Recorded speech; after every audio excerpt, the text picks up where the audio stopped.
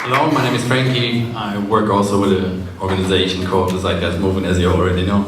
And yeah, I'd like to welcome everybody right here. And from far and wide, everybody did come. Thank you very much. And I'd like to take this opportunity to especially thank the teams of the Zeitgeist Movement. Teams meaning the linguistic team, the web team, the technology team, the activism team, and also, of course, the project team that coordinate this project right here. The whole German chapter did a huge, great job with establishing this event right here within a month. So I'd like to thank everybody personally, and yeah, good to see you here. I think Peter Joseph don't need any introduction. I think everybody knows right here who he is. So yeah, short and precise. Thank you, and I hand the mic over to Peter.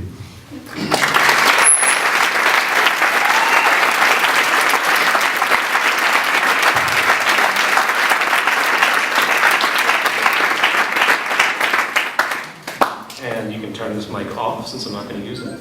It's on. Ah, so that's the other guy. How's everybody doing? Good. I really appreciate you all being here. And I want to thank Frankie and the Berlin team for moving so fast. It's really phenomenal. Having put on many events myself over the years, it's not an easy task.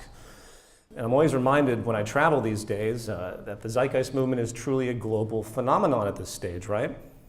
And no matter where any of us end up on the planet, you don't have to go very far to find friends who share similar values in this pursuit of a better world.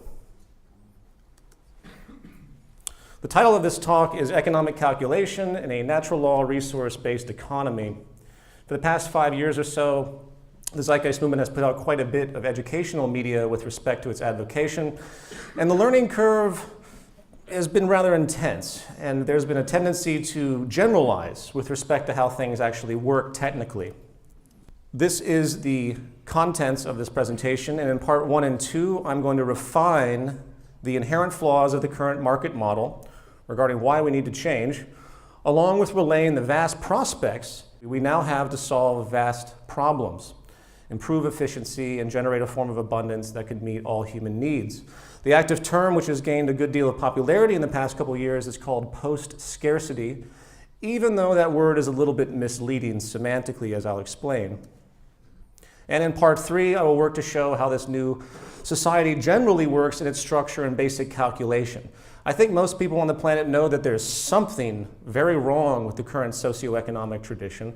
They just don't know how to think about the solution, or more accurately, how to arrive at such solutions. And until that is addressed, we're not going to get very far.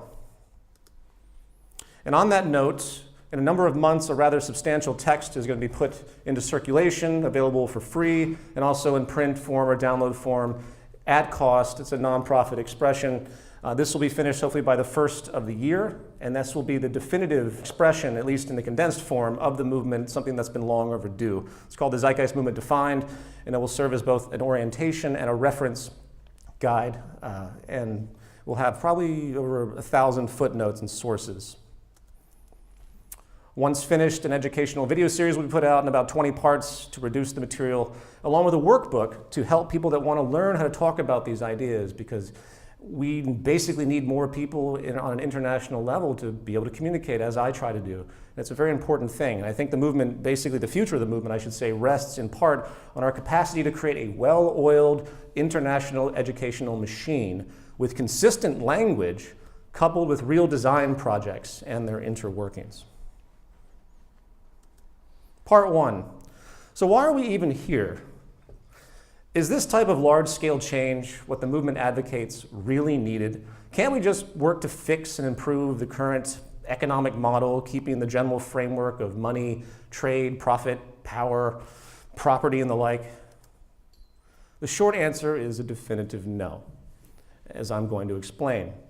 If there is any real interest to solve the growing public health and environmental crises at hand, this system needs to go. Market capitalism, no matter how you wish to regulate it or not regulate it, depending on who you speak with, contains severe structural flaws which will always, to one degree or another, perpetuate environmental abuse and destabilization, and human disregard and caustic inequality. Put another way, environmental and social imbalance and a basic lack of sustainability, both environmentally and culturally, is inherent to the market economy, and it always has been. The difference between capitalism today and, say, the 16th century is that our technological ability to rapidly accelerate and amplify this market process has brought to the surface consequences which simply couldn't be understood or even recognized during those early primitive times. In other words, the basic principles of market economics have always been intrinsically flawed. It has taken just this long for the severity of those flaws to come to fruition. So let me explain a little bit. From an environmental standpoint, market perception simply cannot view the Earth as anything but an inventory for exploitation. Why? Because the entire existence of the market economy has to do with keeping money in circulation at a rate which can keep as many people employed as possible. In other words, the world economy is powered by constant consumption. If consumption levels drop, so does labor demand, and so does the available purchasing power of the general population, and hence so does demand for goods, as money isn't there to buy them. This cyclical consumption is the lifeblood of our economic existence. And the very idea of being conservative or truly efficient with the Earth's finite resources in any way is structurally counterproductive to this needed driving force of consuming. And if you don't believe that, ask yourself why virtually every life support system on this planet is in decline. We have an ongoing loss of topsoil, ever-depleting freshwater, atmospheric and climate destabilization, a loss of oxygen-producing plankton in the ocean, which is critical to marine and atmosphere ecology, the ongoing depletion of fish populations, the reduction of rainforests, and so forth. In other words, an overall general loss of critical biodiversity is occurring and increasing. And for those not familiar with the critical relevance of biodiversity, billions of years of evolution has created a vastly interdependent biosphere of planetary systems, and disturbing one system always has an effect on many others. And this, of course, is no new observation. In 2002, 192 countries, in association with the United Nations, got together around something called the Convention on Biological Diversity, and they made a public commitment to significantly reduce this loss by 2010. And what changed 8 years later? Nothing. In their official 2010 publication, they state, none of the 21 sub-targets accompanying the overall target of significantly in reducing the rate of biodiversity loss by 2010 can be said definitively to have been achieved globally. Actions to promote biodiversity receive a tiny fraction of funding compared to infrastructure and industrial developments. I wonder why.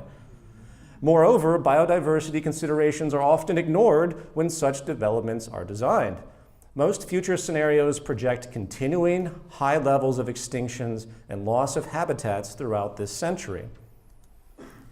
In a 2011 study published, which was in part a response to an overall general call to isolate and protect certain regions to ensure some security of this biodiversity, found that even with millions of square kilometers of land and ocean currently under legal protection, it has done very little to slow the trend of decline. They also made the following highly troubling conclusion, combining this trend with the state of our resource consumption.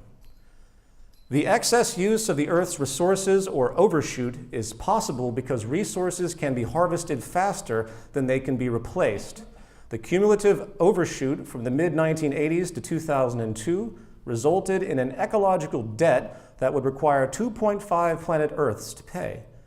In a business-as-usual scenario, our demands on planet Earth could mount to the productivity of 27 planets by 2050. And there's no shortage of other corroborating studies that confirm, to one degree or another, we are indeed greatly overshooting the annual production capacity of the Earth, coupled with pollution and collateral destruction caused by industrial and consumer patterns. Again, This kind of research has been published for many decades now. And why is it that with all this mounting data, we can't seem to curb life support depletion and our overshooting consumption trends? Is it because there are too many people on the planet? Is it because we're just utterly incompetent and have no conscious control over our actions? No.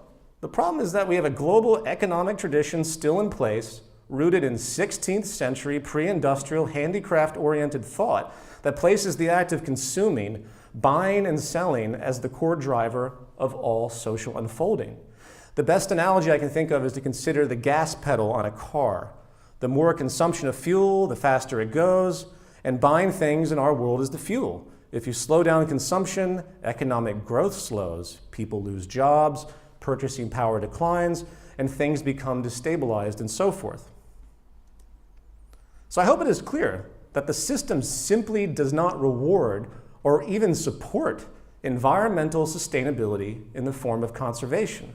In fact, it doesn't even reward sustainability in the form of any kind of earthly or physical efficiency, as I will talk more at length of in a moment. Instead, it rewards servicing, turnover, and waste. The more problems and inefficiencies we have, not to mention the more insecure, materialistic, and needy the population becomes, the better it is for industry, the better it is for GDP, the better it is for employment, regardless of the fact that we may literally be killing ourselves in the process. My friend John McMurtry, a philosopher in Canada, refers to this state as the cancer stage of capitalism, a system which is now destroying its host, us and the earth, almost unknowingly, because very few today really understand how unsustainable the core driving principles of the market really are. The second structurally inherent consequence I want to mention is the fact that market capitalism is indeed empirically, socially destabilizing. It creates unnecessary and inhumane inequality along with resulting unnecessary human conflict. In fact, I would say capitalism's most natural state is conflict and imbalance. And I would categorize two forms of conflict in the world: national and class. I'm not going to spend much time on the causes of national warfare, as it should be fairly obvious to most of us at this point. Sovereign nations, which are in part protectionist institutions for the most powerful forces of business, have often engaged in the most primal act of competition, systematic mass murder, in order to preserve the economic integrity of their national economies and select business interests, which invariably comprise the political constituency of any given country. All wars in history, while often conveniently masked by various excuses, have predominantly been about land, natural resources, or geo-economic strategy on one level or another. The state institution has always been driven by commercial and property interests, existing as both a regulator of the basic day-to-day internal economic operations in the form of legislation, and as a tool for power consolidation and competitive advantage by the most dominant industries of the national, or even, in fact, more importantly, global economy. And of course, there are many people in the world that still look at this causality in reverse. In some economic views, state government is deemed the central problem, as opposed to the self-interest and competitive advantage-seeking ethos inherent to market capitalism. As the argument goes, if state power was removed or reduced dramatically, the market and society would be free of most of its negative effects. The problem with this argument is that it forgets that capitalism is just a variation of a scarcity-driven, specialization, and property-based exchange system, a system which actually goes back millennia in one form or another. Early settlements naturally needed to protect themselves as resource and land acquisition moved forward over time. Armies were created to protect resources from invading forces and the like. At the same time, people were working to engage agriculture and handicraft, and it revealed labor and exchange value in a very primitive form. Hence, property value in the midst of this scarcity demanded regulation and laws, not only to protect property, but to protect commerce and also avoid scams and fraud in transactions.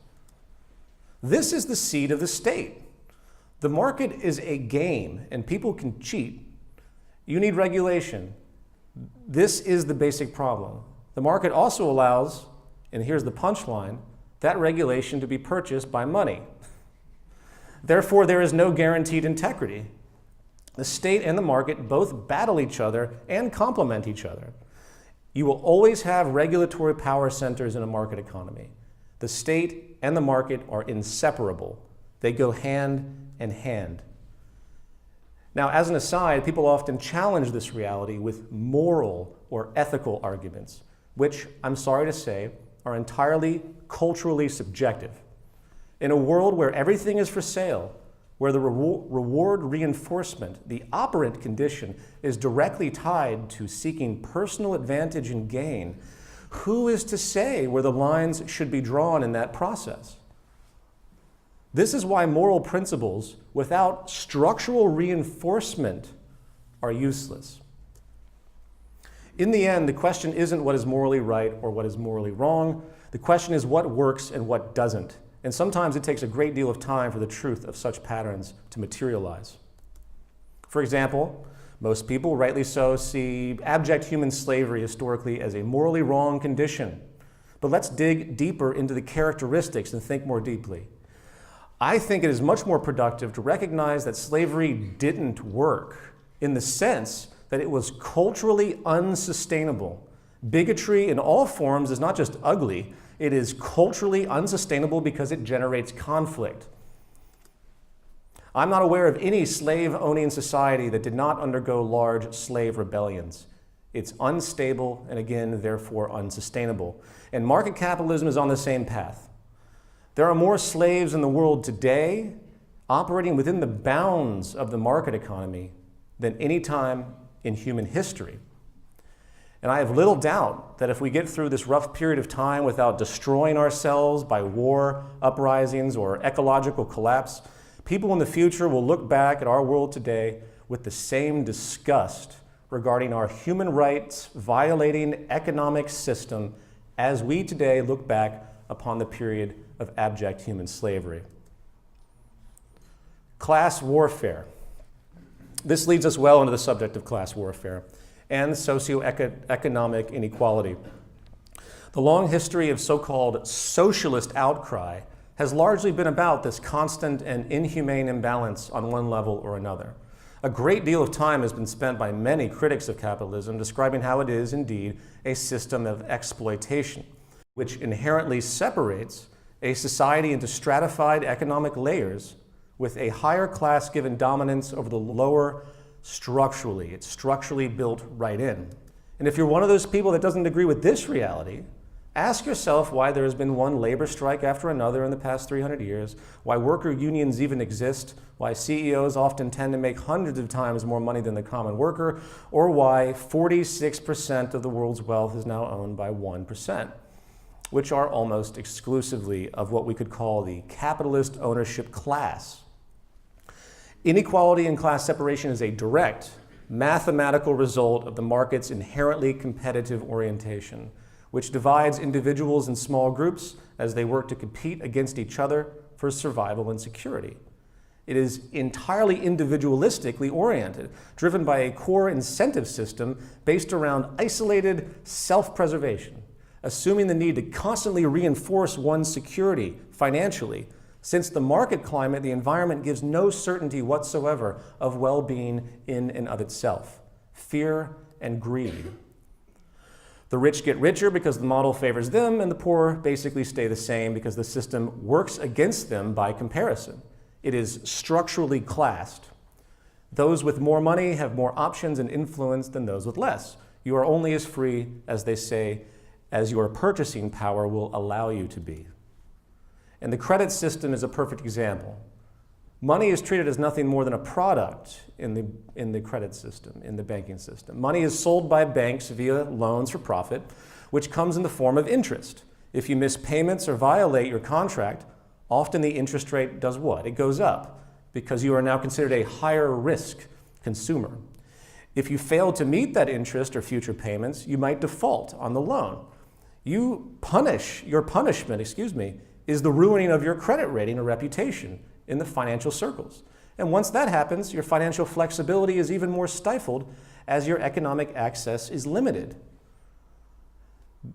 People see this as the way things are, but they don't realize how insidious this is. This compounds the lower classes to stay low for reasons and forces of coercion that are built into the structure that are beyond their control.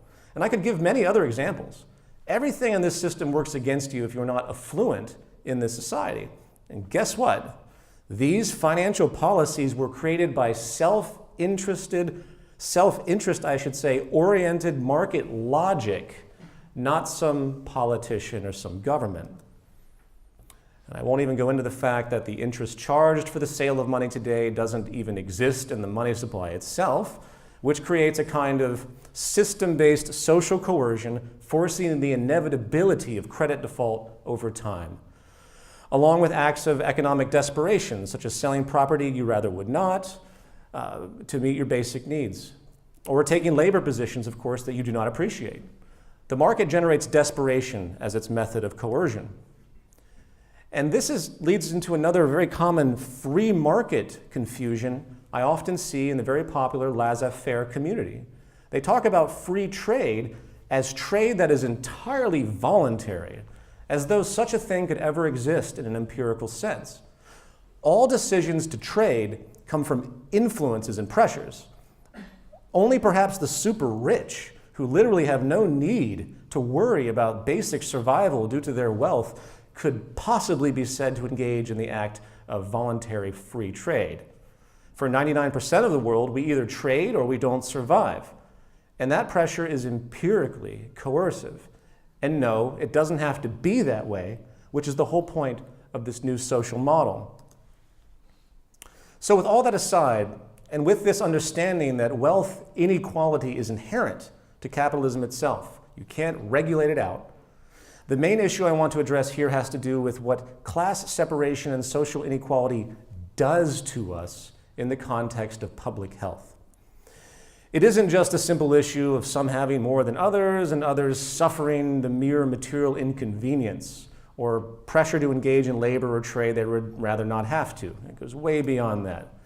Socioeconomic inequality is a poison, a form of destabilizing pollution that affects people's psychological and physiological health in profound ways, while also very often accumulating anger towards other groups, and hence that generation of social instability. The best term I know of that embodies this issue is structural violence. If I put a gun to someone's head, say a 30-year-old healthy male, and pull the trigger and kill him, assuming an average life expectancy of, say, 84, you can argue that possibly 54 years of life was stolen from that person in a direct act of violence. However, if a person is born into poverty, in the midst of an abundant society where it is statistically proven that it would hurt no one to facilitate meeting the basic needs of that person, and yet they die at the age of 30 due to heart disease, which has been found to statistically relate to those who endure the stress and effects of low socioeconomic status, is that death, the removal of those 54 years once again, an act of violence? And the answer is yes, it is. You see, our legal system has conditioned us to think that violence is a direct behavioral act. The truth is that violence is a process, not an act, and it can take many forms. You cannot separate any outcome from the system by which it is oriented. And again, this is virtually absent from the way people think about cause and effect in a socioeconomic system. The effects of market capitalism cannot be reduced, or I should say cannot be deduced logically from local or reductionist examination. It's like things are working like a clock. The market is a synergistic system. The economy is a synergistic system. And the behavior of the whole, meaning large-scale social consequences such as the perpetuation of inequality or violence, can only be assessed in relationship to that whole. This is why there has been one big dichotomy between what market theorists think is supposed to happen in their world and what is actually happening. For example, there is no doubt that poverty and social inequity is and has been causing a vast spectrum of public health problems, both in the context of absolute deprivation, which means not having the money to simply meet up with basic needs such as nutrition, and in the context of relative deprivation, which is a psychological phenomenon related to the stress, the psychosocial stress of simply living in a highly stratified society. One of the greatest predictors of reduced public health is now to be found as social inequity, social inequality. If you compare developed nations by the level of wealth inequality, you will find that those more equal nations have much better health than those with less equality. This includes physical health, mental health, drug abuse, educational levels, imprisonment, obesity, social mobility, trust or social capital, community life, violence, teen pregnancies, and child well-being on average. These outcomes are significantly worse in more unequal rich countries. And yet, again, if you try to reduce and analyze a single person for any of these noted public health factors, you could never know for sure if that person is actually a victim of the psychostress or the absolute or relative violence condition itself. The causality can only be understood on the large scale probabilistically, which is the importance of statistical analysis. So again, the market can only be perceived as a whole to gauge the truth of its effects. This is why our legal system, of course, is so base and primitive. Now, that aside, I would like to detail a few more examples of structural violence, as it obviously takes many more forms. When we see 1.5 million children die each year from diarrheal diseases, an utterly preventable problem that isn't resolved due to a financial limitation across the world, we are seeing the murder of 1.5 children by a system that is so inefficient in its process, it cannot make the proper resources available in certain regions, even though that they are there.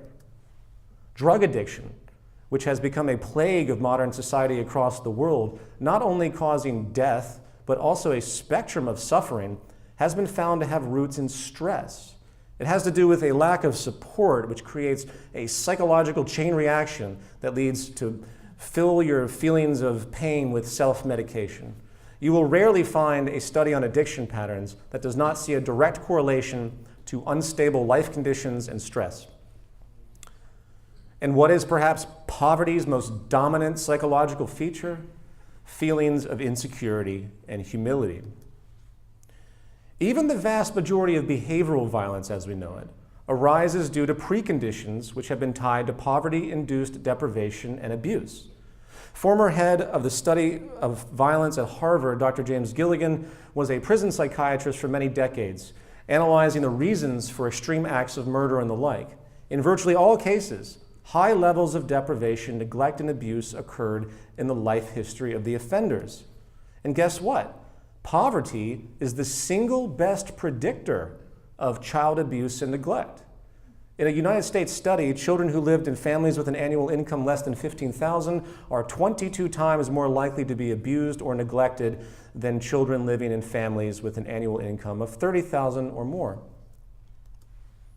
Aristotle said, "Poverty is the parent of revolution and crime." Gandhi said poverty is the worst form of violence. And the interesting thing about all this is that we are all possible victims of its effects, for every time you hear about an act of theft, violence, murder, or the like, chances are the origins of that behavior were born out of a preventable form of deprivation. I say preventable because today there is absolutely no technical reason for any human being to live in poverty and resource deprivation.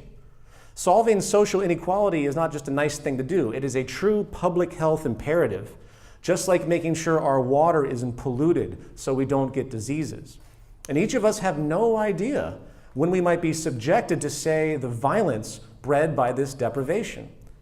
It's a form of blowback, if you will. Just like how some social theorists think about the reasons for modern terrorism from abused countries. A country like the United States bombs some town, the people in that town lose everything. Certain people are deeply affected and find no other emotional recourse but to act in the most violent way they can in revenge. And the next thing you know, a bomb explodes at a coffee shop in your city, killing your sibling. In short, if you want to produce a violent criminal or gang mentality, let them be raised in an environment where they are reinforced with the sense that society doesn't care about them, and hence they have no need to care about society. This is the trademark, this is the core characteristic of the capitalist social order. And as a final aside before I move on, I find it incredibly interesting that the vast majority of the civil rights institutions today, or human rights institutions today, which still demand more race, gender, creed, and political equality, tend to do very little to address the roots of economic inequality. It's a very interesting contradiction. I'm firmly convinced that as time moves forward, economic equality will morph into the same role as gender and race equality, where meeting human needs and facilitating a high standard of living will be an issue of human rights, not market expedience, or social Darwinism to which it is based. Part 2, post-scarcity. I would like to spend a moment clarifying what an abundance-focused society actually means and give some tangible statistical extrapolations to confirm this potential. A natural law, resource-based economy is not a utopia.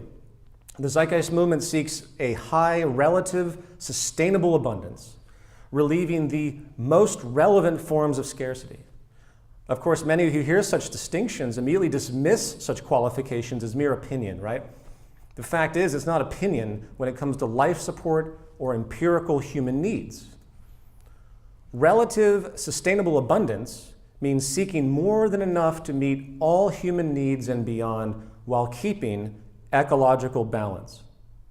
The most relevant forms of scarcity means we differentiate between scarcity as it relates to human needs and scarcity as it relates to human wants, as they are not the same.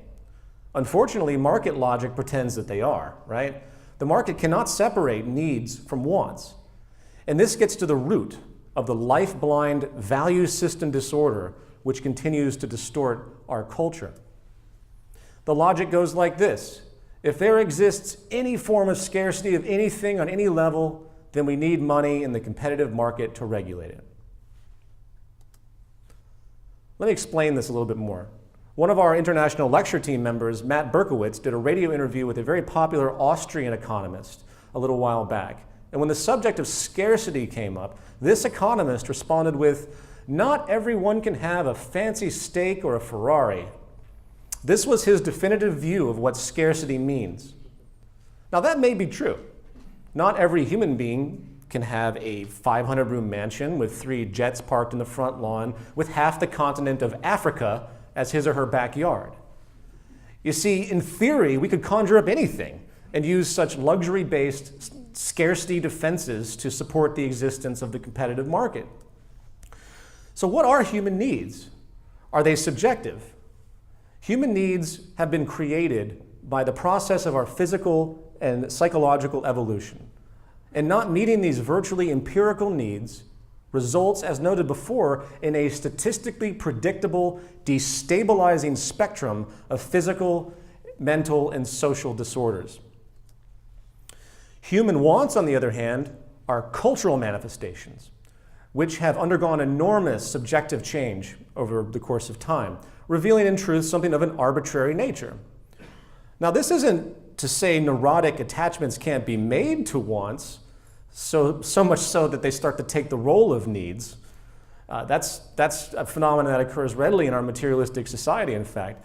This is exactly why the previously noted wealth imbalance issues, namely the psychosocial stress response resulting from social comparison, is what it is. It's a part of our evolutionary psychology in many ways. But this is partly why more unequal societies also are the more unhealthy societies, because we perpetuate it. So the Zeitgeist movement is not promoting an infinite, universal abundance of all things, which is clearly impossible on a finite planet. Rather, it promotes a post-scarcity or abundance worldview with an active recognition of the natural limits of consumption on the planet while seeking equilibrium. And what separates the world today from the world of the past is that our scientific and technological capacity has reached an accelerating point of efficiency. We're creating a high standard of living for all the world's people based on current cultural preferences, in fact, is now possible within these sustainable boundaries without the destructive need to compete through the market mechanism. This is made by what has been called ephemeralization, a term coined by engineer R. Buckminster Fuller. And the recognition is very simple. The amount of resources and energy needed to achieve any given task has constantly decreased over time, while the efficiency of that task has increased, paradoxically. An example is wireless satellite communication, which uses exponentially less materials than traditional large gauge copper wire, and of course is more versatile and effective. In other words, we are doing more with less continually. And this trend can be noticed in all areas of industrial development, from computer processing or Moore's law to the rapid acceleration of human knowledge or information technology. And it isn't just physical goods. It also applies to processes or systems. For example, the labor system via automation today shows the exact same pattern. Industry has become more productive with less people, ever-increasing machine performance with ever-decreasing energy and material needs over time per operation. Now, as a brief tangent, some might have noticed I keep saying this word or this phrase, high standard of living. What does that mean? Who is to say what a high standard of living should be? The answer to that question is not who, it is what. And what determines our standard of living is the current state of technology in many ways, and what is required to keep, of course, social and environmental sustainability on a finite planet. That's basically the equation. If we as a society wish to keep the value of constant materialism, growth, and consumption, promoting the virtue of having infinite wants, then we might as well just kill ourselves right now, as that is going to be the end result if we continue to push past the limits of the physical world with respect to our resource exploitation and the loss of biodiversity.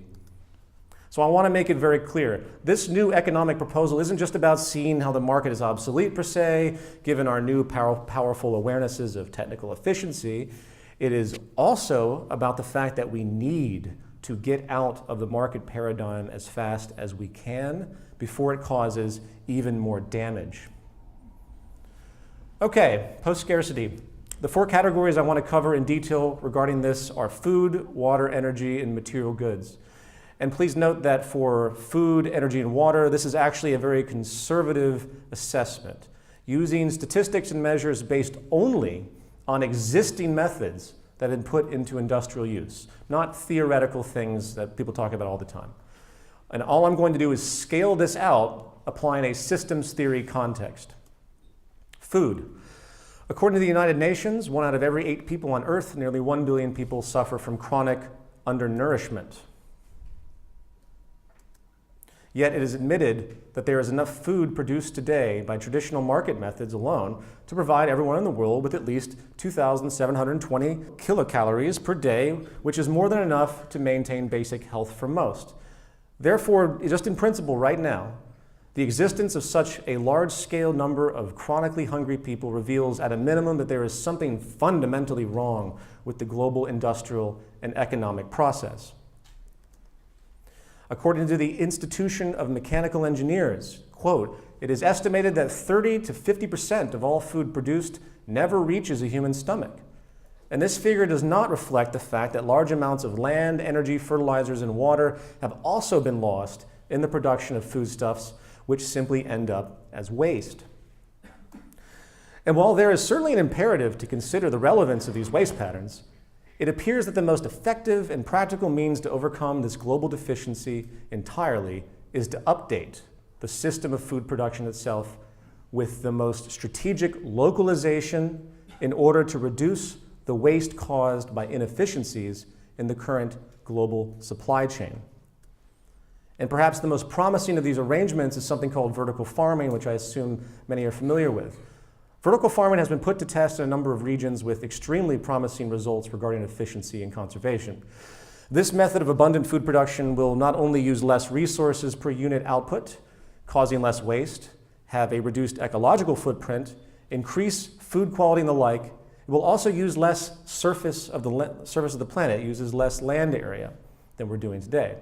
It can even be done offshore. It's that versatile, enabling types of food as well that certain climates and regions simply couldn't produce because it's enclosed. A vertical farm system in Singapore, for example, custom-built a transparent enclosure, uses a closed-loop automated hydraulic system to rotate the crops in circles between sunlight and an organic nutrient treatment, costing only about $3 a month in electricity for each enclosure. This system also is reported to have 10 times more productivity per square foot than conventional farming, again, using much less water, labor, and fertilizer. Students at Columbia University in the US determined that in order to feed 50,000 people, a 30-story farm built on the size of a basic city block would be needed, which is about 6.4 acres. If we extrapolate this in the context of the city of Los Angeles, California, where I'm coming from, with a population of about 4 million, with a total acreage of about 318,000, it would take roughly 78 structures to feed all residents. This amounts to about 0.1% of the total land area of Los Angeles to feed the entire population. If we apply this extrapolation to the Earth and the human population of 7.2 billion, we end up needing about 144,000 vertical farms to feed the whole world.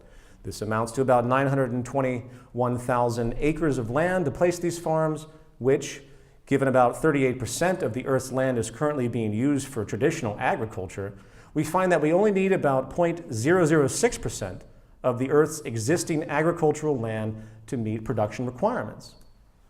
Of course, let's be a little bit more consistent. Within that 38% land use statistic for agriculture, much of that land is also used for livestock cultivation, not just crop cultivation. So, if we were to theoretically take only the crop production land currently being used, which is about 4 billion acres, replacing land-based cultivation by dropping these 30-story vertical farms side by side, in theory, the food output would be enough to meet the nutritional needs to feed 34.4 trillion people. Given that we only need to feed about 9 billion by 2050, we only need to harness about 0.02% of this theoretical capacity, which, it could be argued, makes rather moot any seemingly practical objections common to the aforementioned extrapolation. In short, we have absolute global food abundance potential. Water. According to the World Health Organization, about 2.6 billion people, half of the developing world, lack proper sanitation, and about 1.1 billion people have no access to any type of clean drinking sources. Due to ongoing depletion, by 2025, it is estimated that almost 2 billion people will live in areas plagued by water scarcity, with 2/3 of the entire world population living in water-stressed areas. The cause? Obviously, waste and pollution. But I'm not going to talk about that, as it's the details in prevention, causes and prevention. That's not the point of this. Rather, let's take a technological capacity approach only, considering modern purification and modern desalination systems on the macro-industrial scale. Purification. The average person today globally uses about 1,385 cubic meters of water per year, and this factors in all industrial activity as well, such as agriculture. For the sake of argument, let's consider what it would take to purify all the fresh water, all of it, currently being used in the world on average annually.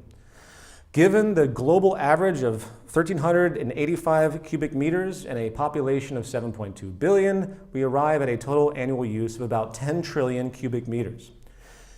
Using a New York State, USA UV disinfection plant as a base measure, which has an output capacity of roughly 3 billion cubic meters a year, taking up about 3.7 acres of land, we would need 3,327 plants to purify all the water used by the entire global population, taking up about 12,000 acres of land. Now, of course, needless to say, there are many other factors that come into play, such as power needs, location, and the like. That's fair enough. However, this is a minor inconvenience. 12,000 acres is nothing compared to the 36 billion acres of land on the planet Earth. To give this a more practical example, the United States military alone has about 845,000 military bases, and buildings, I should say, as well. This has been reported to take up about 30 million acres of land globally. Now, only 0.04% of that land would be needed to disinfect the total freshwater use of the entire world, if that were even needed, which of course it is not. Desalination. Now let's run the same theoretical extrapolation on desalination. The most common method of desalination used today is called reverse osmosis. According to the International Desalination Association, it accounts for 60% of the installed capacity globally. Of course, there are a lot of other methods that are emerging quite rapidly with high levels of efficiency. You can move water much more quickly, but I'm not going to talk about that because I want to stay only within the common methods applied today. But keep in mind that everything I'm speaking of has dramatic improvements coming very soon. There is an advanced reverse osmosis seawater desalination plant in Australia that can produce about 150 million cubic meters of fresh water a year while occupying about 50 acres. Given the total annual water use of the world today is about 10 trillion cubic meters again, it would take about 60,000 plants to produce current global water usage in total. Using the dimensions of that plant, which is quite large, such a feat would take about 18,000 miles of coastland, or about 8.5% of the world's coastland. Now obviously that's not really ideal, that's a lot of coastland, but this exercise is about proportion. Clearly, we do not need to desalinate all water used once again, nor would we bypass the use of purification processes or ignore the vast reforms needed to preserve efficiency in freshwater, or equally as important, the reuse schemes that are coming to fruition where buildings are able to use water in multiple ways by recycling water that comes from a sink into toilets and other mechanisms that unfortunately go unused for the vast majority. So let's do a slightly more practical real-life extrapolation, combining only purification and desalination with actual regional scarcity statistics. On the continent of Africa, roughly 345 million people lack access to fresh water. If we apply the noted global average consumption rate, again of 1,385 cubic meters a year, seeking to provide each of those 345 million people that amount, we would need about 480 billion cubic meters produced annually. If we divided this number in half and used purification systems for one section and desalination for the other, the desalination process would need about 1.9% or 494 miles of coastline for desalination facilities, and only about 296 acres of land for purification facilities, which is a minuscule fraction of Africa's total land mass of about 7 billion acres. So this is highly doable even in this crude example. And obviously, in this case and in all cases, we would strategically maximize purification processes since it is clearly more efficient, while using desalination for the remaining demand. In short, it's absurd for anyone on this planet to be going without fresh water. Not to mention, as an aside, 70% of all fresh water used today is used in agriculture and are grossly wasteful agricultural methods, 70%. If we, for example, apply, again, vertical farm systems, which have been noted to reduce water by upwards of 80% in comparison, we would see an enormous freeing up of this unnecessarily scarce resource as well. Moving on to energy. We live in one massive perpetual motion machine, known as the universe. The fact that we still use polluting fossil fuel stores in the earth, or the incredibly unstable nuclear phenomenon, which gives very little room for human fallibility, is truly frightening. There are four main large capacity, base load, as they would say, renewable energy means, which are currently most ideal as per our current state of technological application. These are geothermal plants, wind farms, solar fields, and water-based power. Due to time, I'm not going to explain what these mediums are, as I assume most know. I'm just going to run through the abundance comparison. Geothermal. 2006 MIT report on geothermal found that 13,000 zettajoules of power are currently available on the Earth, with the possibility of 2,000 zettajoules being harvestable with improved technology. The total energy consumption of all the countries on the planet is only about half a zettajoule a year. And this means literally thousands of years of planetary power could be harnessed in this medium alone. Geothermal energy also uses much less land than other energy sources. Over 30 years, a period of time commonly used to compare the life cycle impacts from different power sources, it was found that a geothermal facility uses 404 meters squared of land per gigawatt hour, while a coal facility uses 3,632 meters squared per gigawatt hour. If we were to do a basic comparison of geothermal to coal, given this ratio of meters squared to gigawatt hour, we find that we could fit about 9 geothermal plants in the space of 1 coal plant. And that isn't accounting for the vast amount of land that is currently used for coal extraction. You know, those huge holes that we see in the earth. And by the way, the beauty of geothermal, and in fact all of the renewables I'm going to speak of, is that extraction or the harnessing location is almost always the exact same place as processing for the power distribution as well. All hydrocarbon sources, on the other hand, require both extraction and power production facilities, almost always in separate locations, sometimes refineries as well in separate locations. In 2013, it was announced that a 1,000 megawatt power station was to begin construction in Ethiopia. We're going to use this as a base, theoretical for extrapolation. If a 1,000 megawatt geothermal power station operated at full capacity, 24 hours a day, 365 days a year, it would produce 8.7 million megawatt hours a year. The world's current annual energy usage is about 153 billion megawatt hours a year, which would mean it would take, in abstraction, about 17,000 geothermal plants to match global use. There are over 2,300 coal power plants in operation worldwide today. Using the aforementioned plant size capacity comparison of about 9 geothermal plants fitting into 1 coal plant, the space of 1,940 coal plants would be needed, in theory, to contain the 17,000 geothermal plants, or 84% of the total in existence. Also, given that coal accounts for only 41% of today's current energy production, this theoretical extrapolation also shows how in 84% of the current space used by coal plants, geothermal could supply 100% of total global power supply. Wind farms. It has been calculated that today, with existing turbine technology, which is improving rapidly, that Earth could produce hundreds of trillions of watts of power, many more times than what the world consumes overall. However, breaking this down, using the 9,000-acre Alta Wind Center in California as a theoretical basis, which has an active capacity of 1,320 megawatts of power, a theoretical annual output of 11 million megawatt hours is possible. This means 13,000 9,000-acre wind farms would be needed to meet total global demand of 153 billion megawatt hours. This requires about 119 million acres of land, or 0.3%, 0.3% of the Earth's surface, to power the world in abstraction. However, as some may know, offshore wind is typically much more powerful than land-based. According to the assessment of offshore wind energy resources for the United States, a report, 4,150 gigawatts of potential wind turbine capacity from offshore wind resources are available in the United States alone.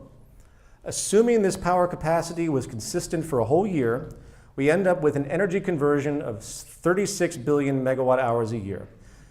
Given the United States in 2010 used 25.7 billion megawatt hours, we find that offshore wind harvesting alone could exceed the national use by about 10.6 billion megawatt hours, or 41%. And axiomatically, extrapolating this national level of capacity to the rest of the world's coastlines, also taking into account the aforementioned land-based statistics, it is clear that we can power the world many, many times over with wind, and quite practically. Solar fields. If humanity could capture 0.1% of the solar energy striking the Earth, we would have access to 6 times as much energy we consume in all forms today. The ability to harness this power depends on technology and how high the percentage of radiation conversion is. The Ivanpah solar electric system in California, it's a 3,500 acre field with an annual stated generation of about 1 million megawatt hours. If we were to extrapolate using this as the theoretical basis, as we had before, it would take about 142,000 fields or about 500 million acres of land to theoretically meet current global energy use. That's about 1.5% of total land on Earth. Deserts cover about 1/3 of the world, or about 12 billion acres, and they tend to be fairly conducive to solar fields, while often less conducive to life support for people. Given the roughly 500 million acres theoretically needed to power the world as noted, only 4.1% of the world's deserts would be needed to contain these fields. Land that pretty much just otherwise sits there. Water-based power. There are 5 dominant types of water-based power: wave, tidal, ocean current, osmotic, ocean thermal, and water course. Overall, the technology for harnessing ocean in general is in its infancy, but the potential is vast. And based on traditional estimates, here is what the accepted global potentials have been estimated at using existing methods. We're not applying advanced technology that's not in application yet. This all figures up to be about 150,000 terawatt hours a year, or 96% of current global use of the half of a zettajoule. Pretty much enough power to power the world in one medium alone, if applied. However, to give a sense of growing technological potential, because I think this is important, considering how, again, technology and water-oriented power is deeply in its infancy, recent developments in ocean current harnessing technology, the currents that go underneath the ocean, which can embrace much lower speeds now than they used to, it has been estimated that ocean current alone could now theoretically power the entire world if applied correctly. So let's recap. Wind, solar, water, and geothermal have shown as large-scale baseload renewable energy mediums that they are capable individually of meeting or vastly exceeding current annual global energy consumption at this time. And obviously a systems approach, harmonizing an optimized fraction of each of those renewables strategically is the key to achieving a global total energy abundance. For example, it's not inconceivable to imagine a series of man-made floating islands off select coastlines which are designed to harness at once wind, solar, thermal difference, wave, tidal, and currents, all at the same time and in the same general area. Such energy islands would then pipe their harvest back to land for storage and distribution. It is only up to our design ingenuity to figure things like this out. Localization and reuse. The final energy factor I want to mention, which builds upon this systems thinking explicitly, has to do with localization and reuse schemes. Localized energy harnessing isn't given a fraction of the attention it needs today. Smaller scale renewable methods which are conducive to single structures or small areas find the same systems logic regarding combination. These local systems could also, if need be, connect back into the larger baseload systems, creating a total mixed medium integrated network, which happens sometimes today with solar. There are many localized systems out there which can draw energy from the immediate environment. Of course, there's solar power arrays, there's small wind harvesting systems, localized geothermal heating and cooling, and even architectural design that just simply makes natural light and heat-cool preservation more efficient. Buckminster Fuller was great with his dome structures and how they actually contain energy quite well. Same idea. Extending outwards to city infrastructure, we see the same wasted possible efficiency almost everywhere. A simple technology called piezoelectric is able to convert pressure and mechanical energy directly into electricity. It's an excellent example of an energy reuse method with great potential. Existing applications have included power generation by people simply walking on these engineered floors and sidewalks, streets which can generate power as automobiles cross over them, and train rail systems which can also capture energy from passing train cars through pressure. It has been suggested by people that have studied this that a stretch of road less than 1 mile long, 4 lanes wide, a highway, and trafficked by about 1,000 vehicles per hour can create about 0.4 of a megawatt of power, which is enough to power 600 homes. Now extrapolate that out to the bulk of all the highways in the world. You have a very, very powerful regenerative energy source. Overall, if we think about the enormous mechanical energy wasted by vehicle transport modes and high traffic walking centers alone, the potential of that possible regenerated energy is quite substantial. And it's this systems thinking, once again, that is needed in order to maintain sustainability while also pursuing this global energy abundance. And the final, more complex subject, energy aside, will be the subject of material abundance and creating life-supporting goods. Now, unlike the prior, more simple post-scarcity categories of food, water, and energy, the creation of a broad material abundance is, of all basic goods, which comprise the current average, you could say, of what is culturally considered a high standard of living today, is substantially more radical in its need for industrial revision and change. As expressed before, the current highly inefficient methods we use in industrial design, production, distribution, and regeneration is one of the main reasons we are in a constant state of global resource overshoot and destabilizing biodiversity loss. Also, as noted prior, there is no market incentive for advanced states of efficiency, as efficiency always reduces the amount of labor, resources, and service needed for a given purpose, and hence reduces monetary circulation. I can't reinforce that enough. Therefore, a new synergistic systems view of industry, focused explicitly on material and labor efficiency, along with an optimized strategy for sustainability, of course, is in order. For the sake of time, and as a lead into the final section on calculation, I'm going to focus on a few principles or protocols and how each protocol assists efficiency towards this post-scarcity abundance. Otherwise, it would take an enormous amount of time. It's not as simple as the prior extrapolations. However, in this book that I mentioned, there will be a whole chapter dedicated to this issue in great detail.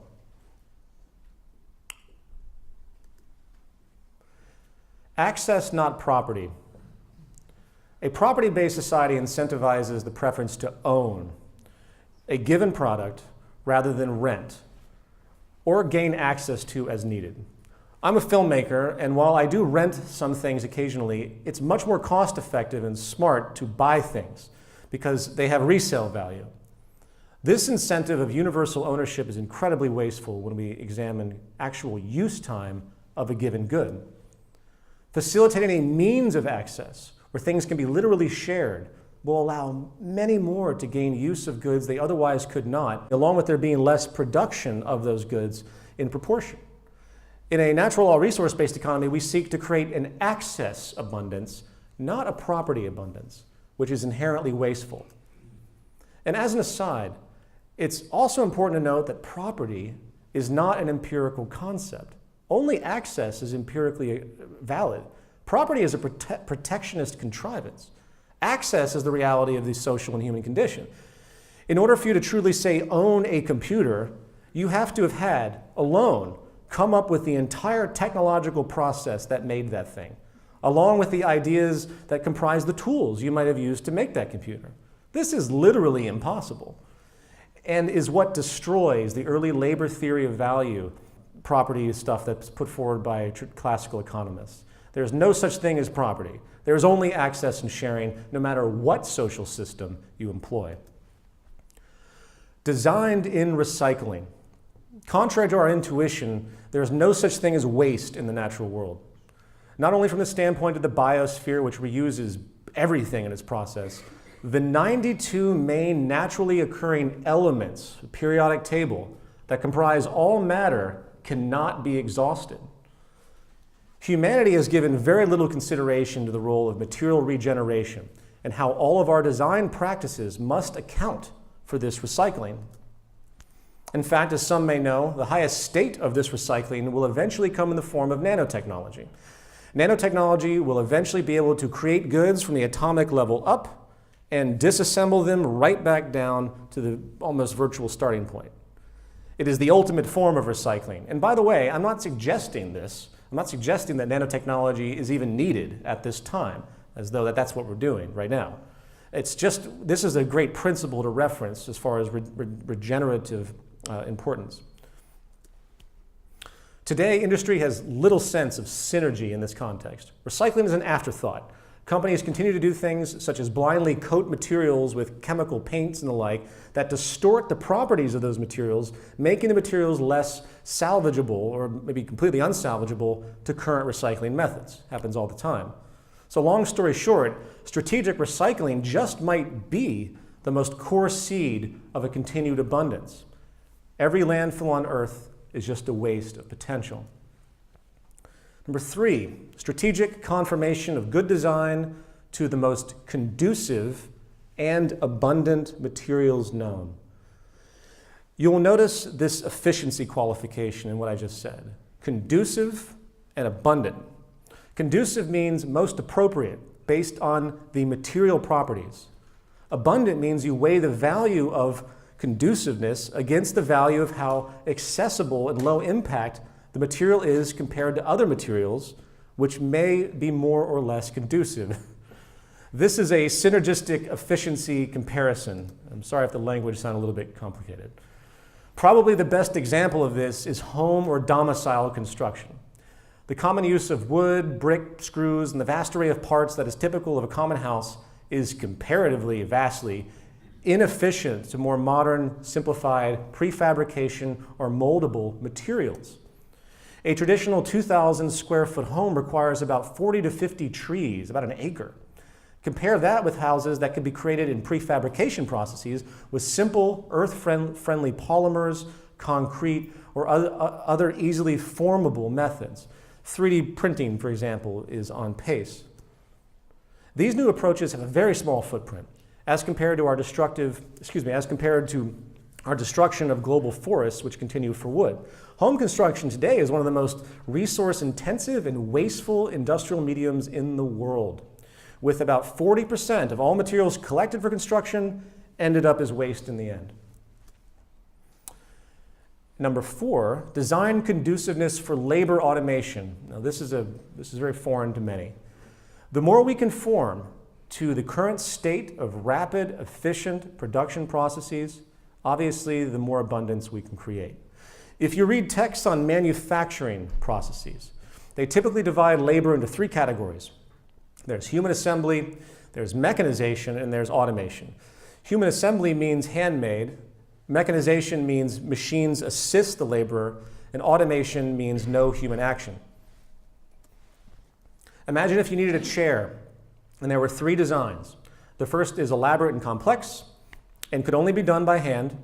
The second is more streamlined, where its parts can be made mostly by machines, but would need to be assembled by hand.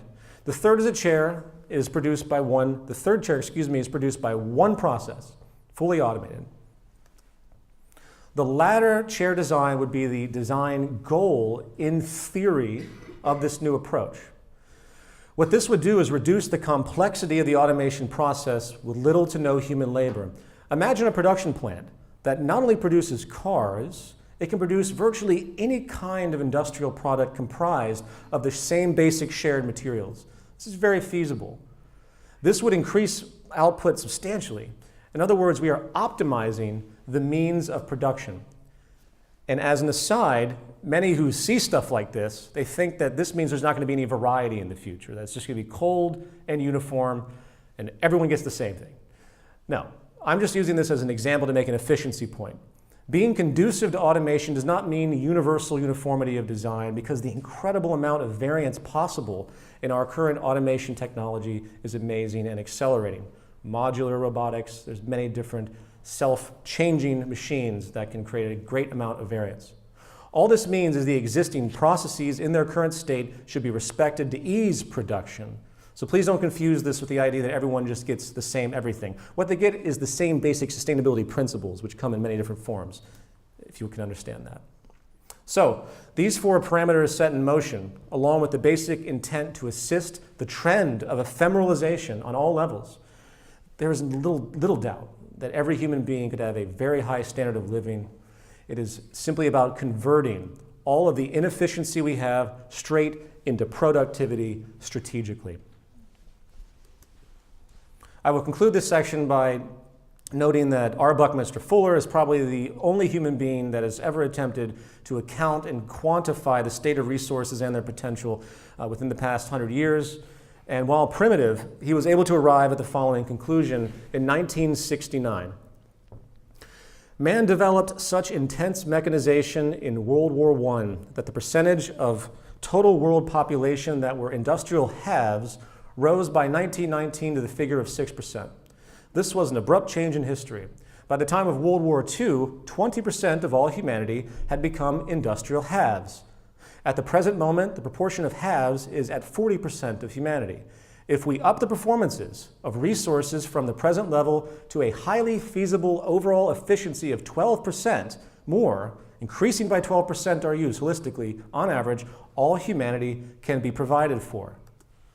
The exponential increase in information technology since 1969, along with the applied technology and advanced synergetic understandings we have today, I suspect now far exceeds, we are way beyond the 12% efficiency increase that he saw as needed. The problem now, in part, is conforming to industrial conduciveness appropriately, which is currently not done. And this leads us to part 3, economic organization and calculation. Now, if you're wondering why I spent so much time on the prior points of post-scarcity and those two core problems inherent to market capitalism, social imbalance and environmental imbalance, it's because you cannot understand the logic of the economic factors involved in this model without those prior awarenesses. A natural law resource-based economy is not just a progressive outgrowth of our increased capacity to be productive as a species, as though we would just gradually evolve out of the market system step by step into this approach.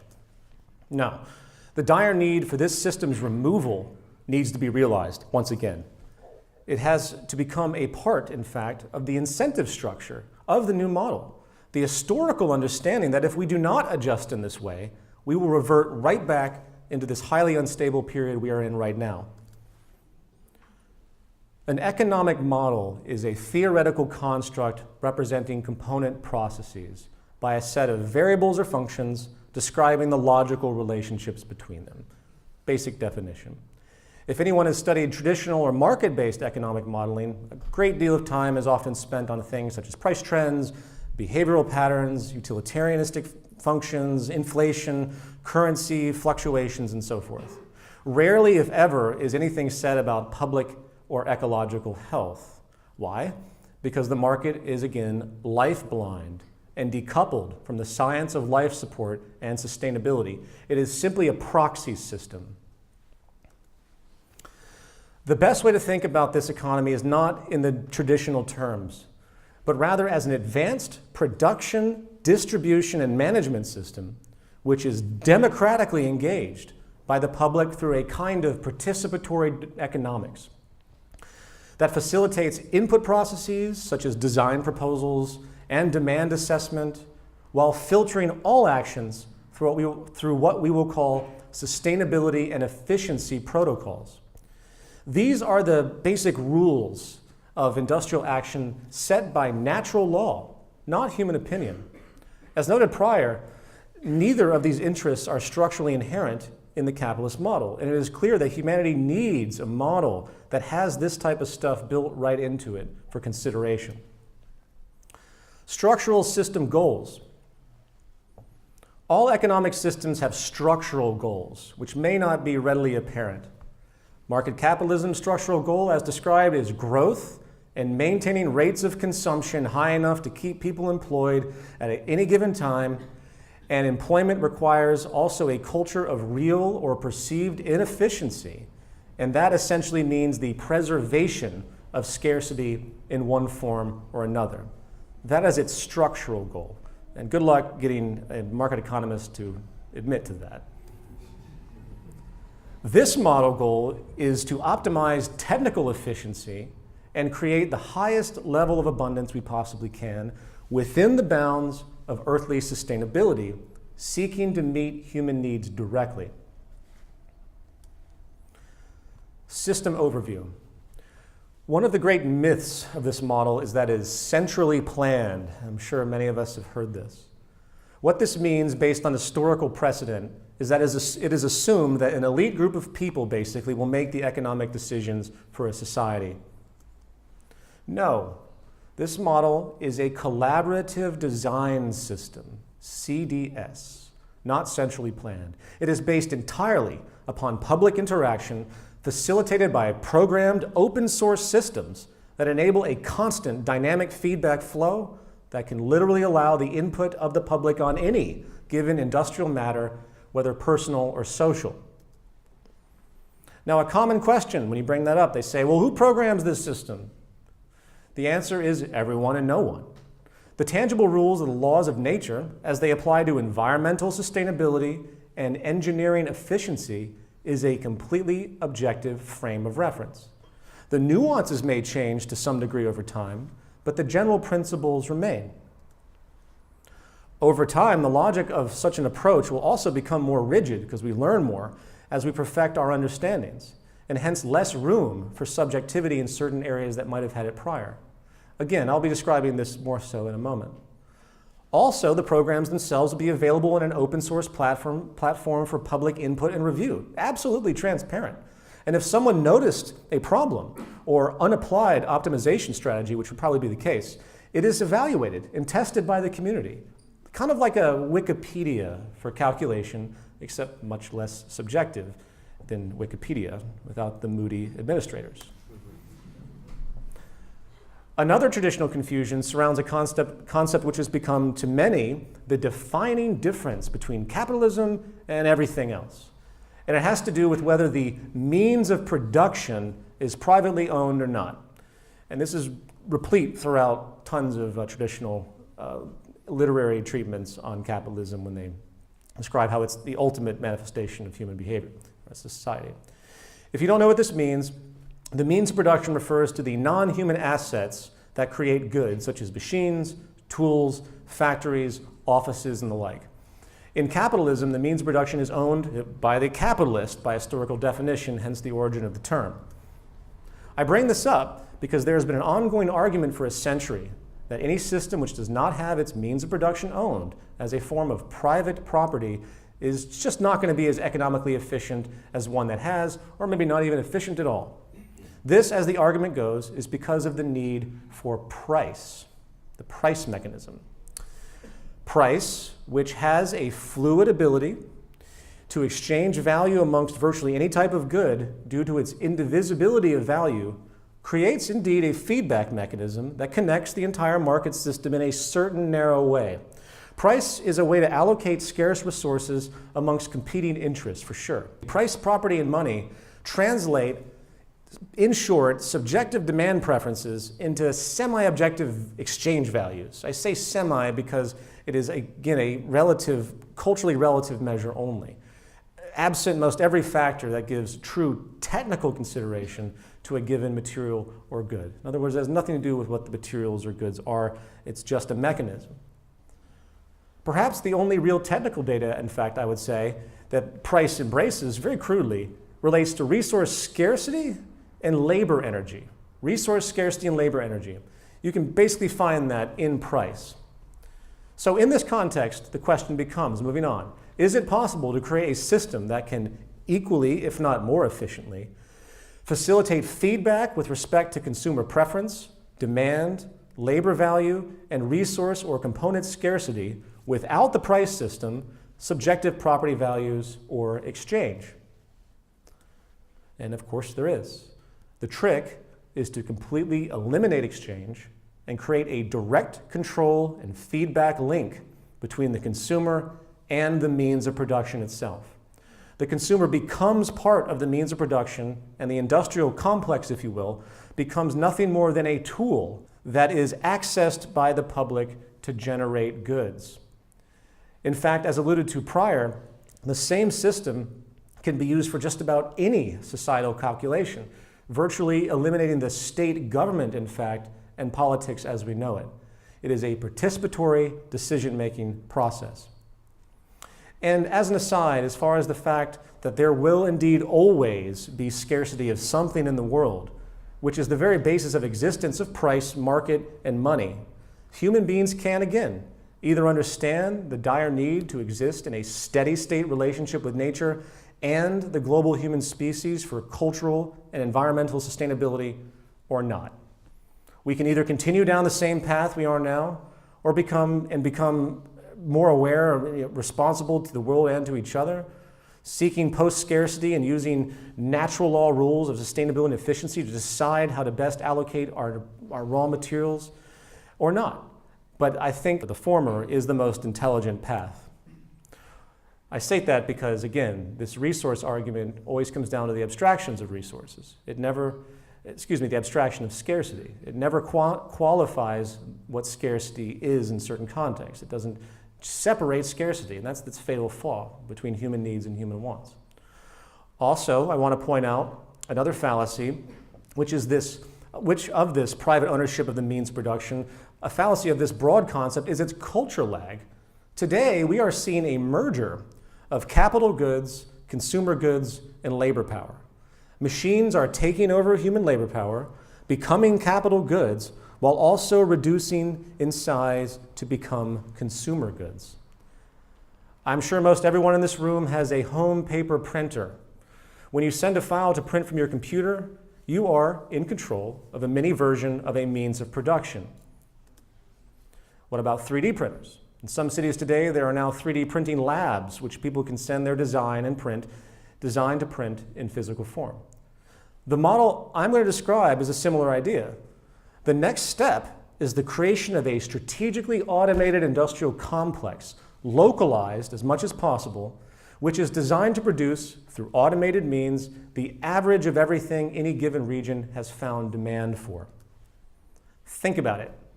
On-demand production on a mass scale. Consider for a moment how much storage space, transport energy, and overrun waste is immediately eliminated by this approach. I think the days of large, wasteful, mass-producing economies of scale are coming to an end. Well, if we want them to. This type of thinking, true economic calculation, by the most technical sense of the term, I can't reiterate that enough, we are calculating to be as technically efficient and conservative as possible, which again, almost paradoxically, is what will facilitate a global access abundance to meet all human needs and beyond. Structure and processes, moving on. So I'm going to walk through the following three processes: the collaborative design interface and industrial schematic, resource management, feedback and value, and general principles of sustainability and the macro calculation. The collaborative design interface is essentially the new market. It's a market of ideas. This system is the first step in any production interest. It can be engaged by a single person. It can be engaged by a team if you have friends and you want to put it together, sort of like how businesses think. It can be engaged by everyone. It is open source and open access. And your concept is open to input from anyone interested in that good genre or anyone that's online that cares to contribute. Obviously, it comes in the form as a website, as I stated. And likewise, whatever exists as a final decision, whatever is put into production, even though in theory everything will be under modification at all times, but what has been approved, if you will, is digitally stored in a database which makes that good available to everyone, sort of like a goods catalog, except it contains all of the information digitally that is required to produce it. This is how demand is assessed. It's feedback and it's immediate. Instead, of course, of advertising and the unidirectional consumer good proposal system, which it is, that we have today where corporations basically tell you what you should buy, with the public generally going with the flow, favoring one good component or feature, using price, of course. If they don't like something, then clearly they won't produce it anymore, to weed out supply and demand. This system works the opposite way. The entire community has the option of presenting ideas for everyone to see and weigh in on and build upon. And whatever isn't of interest simply won't be executed to begin with. There's no testing here, such as you would see with marketing, which is incredibly wasteful.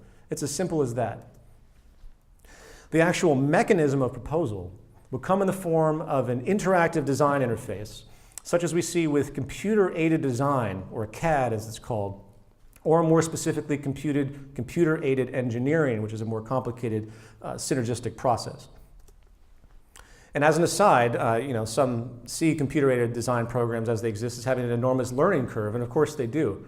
But just as the first computers were very difficult code-based interfaces, which were later replaced by small little programs in the form of graphic icons that we're also familiar with, the future CAD-type programs can be oriented in the exact same way to make them more user-friendly. And obviously, not everyone has to engage in design. Some people, like most people today, they appreciate what's been created prior. They absorb and they use what other people have come up with. So there's a diminishing law of returns in a lot of ways, if you will. Not everyone has to get in there, and that's, you have some role to do this. But many will, and many will enjoy the process. And of course, you can customize things as you go, which is a great point. I mean, there's minor things that can happen with a product that someone doesn't know anything about, but maybe they just want to change the color and that's it. Obviously, that doesn't take a lot of education. More importantly, technically speaking, the beauty of these design and engineering programs today is that they incorporate advanced physics and other real-world natural law properties. So a good isn't just viewable in a static 3D model. It can be tested right there, digitally. And while some testing capacity might be limited today, it's simply a matter of focus to perfect such digital means. For example, in the automotive industry, long before new ideas are built, they run them through similar digital testing processes. And there is no reason to believe that we will not eventually be able to digitally represent and imitate and set in motion virtually all known laws of nature and time, and being able to apply them to different contexts. Similarly, and this is critical, this design that's proposed to this system is filtered through a series of sustainability and efficiency protocols which relate to not only the state of the natural world, but also the total industrial system, and as far as what is compatible. Processes of evaluation and suggestion would include the following: strategically maximize durability, adaptability, standardization of genre components, strategically integrated recycling conduciveness, as I mentioned before, and strategically conducive designs themselves, making them conducive for labor automation. I'm going to go through these each quickly. Durability just means to make the good as strong and as long-lasting as relevant. The materials utilized, comparatively assuming possible substitutions due to levels of scarcity or other factors, would be dynamically calculated, likely automatically, in fact, by the design system to be most conducive to an optimized durability standard. Adaptability. This means that the highest state of flexibility for replacing component parts is made. Have anyone seen this thing called phone blocks? Brilliant. In the event a component part of this good becomes defective or out of date, of any good, whenever possible, the design facilitates that such components are easily replaced to maximize full product lifespan. Standardization of genre components. All new designs either conform to or replace, if they're updated, existing components which are either already in existence or outdated due to a comparative lack of efficiency.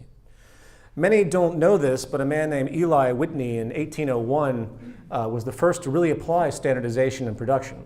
He made muskets, and back then they were handmade, and they were uninterchangeable. So the musket parts, if anything broke, you couldn't take apart from something else. He was the first to actually make the tools to do this, and he basically started the entire process of standardization, and the US military was now able to buy huge things of muskets and interchange them, and much more sustainable even though they're killing people. Which is interesting for the military because if you think about it, the military is one of the most efficient systems on the planet because it's absent the market economy. This thing is, if you really want to look towards where industrial efficiency was born, as much as I dislike it, the military is where it becomes. It's where it's been harnessed the most, excuse me. So anyway, this logic not only applies to a given product, it's applied to the entire good genre, standardization. And by the way, this efficiency will never happen in a market economy with its basis in competition, as proprietary technology removes all such collaborative efficiency. No one wants that. No one wants to share everything like that. Otherwise, people wouldn't have a need to go back to their company of the root company and buy the part. They would go somewhere else, or they'd have access to it in other means. Recycling conduciveness. As noted before, this means every design must conform to the current state of regenerative possibility. The breakdown of any good must be anticipated and allowed for in the most optimized way, and made conducive for labor automation. This means that the current state of optimized automated production is directly taken into account, seeking to refine the design that's submitted to be most conducive to the current state of production with the least amount of human labor or monitoring. Again, we seek to simplify the way materials and production means are used so that the maximum number of goods can be produced with the least variation of materials and production equipment. It's a very important point. And these 5 factors are what we could call in total the optimized design efficiency function, if you want to be technical. Keep this in mind as I'm going to return to all this in a moment. Moving on to the industrial complex, the layout. This means the network of facilities which are directly connected to the design and database system I've just described. Servers, production, distribution, recycling is basically it. Also, we need to relate the current state of resources, critically important, as per the Global Resource Management Network, another tier, which I'm going to also describe in a moment. Production. This means, of course, actual manufacturing would evolve, as expressed before, as automated factories are increasingly able to produce more with less material inputs and less machines, ephemeralization. And if we are to consciously design out unnecessary levels of complexity, we can further this efficiency trend greatly with an ever lower environmental impact and resource use while maximizing, again, our abundance producing potential. The number of production facilities, whether homogeneous or heterogeneous as they would be called, would be strategically distributed topographically based around population statistics. Very simple stuff. It's no different than how grocery stores work today, where they try to average distances as best they can between pockets of people and neighborhoods. You could call this the proximity strategy, which I'll mention again in a moment. Distribution. This can either be directly from the production facility, as in the case of an on-demand, custom, one-off production, or it can be sent to a distribution library for public access in mass, based on demand interest in that region. The library system is where goods can be obtained. Some goods can be conducive to low demand custom production, and some will not be.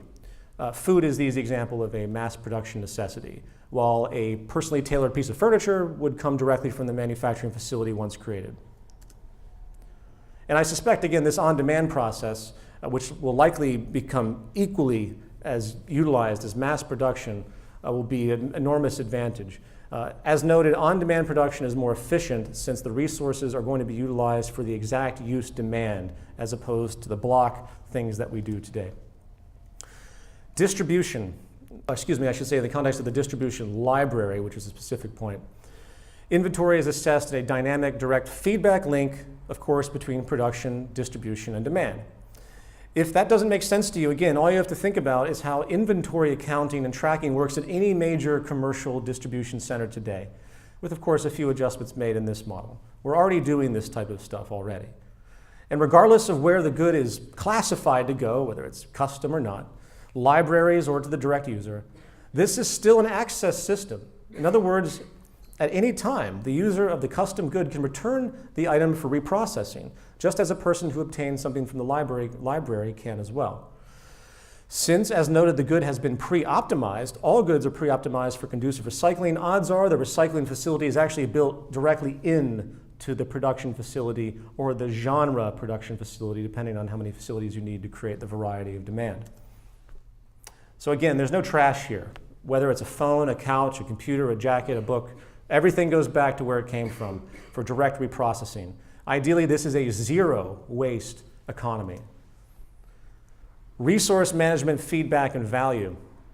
The computer-aided and engineering design process obviously does not exist in a vacuum. Processing demands input from the natural resources that we have. So connected to this design process, literally built into the optimized design efficiency function noted prior, is dynamic feedback from an earth-wide accounting system which gives data about all relevant resources which pertain to all productions. Today, most major industries keep periodic data of their genre materials as far as how much they have, but clearly it's difficult to ascertain due to the nature of corporate secrets and the like.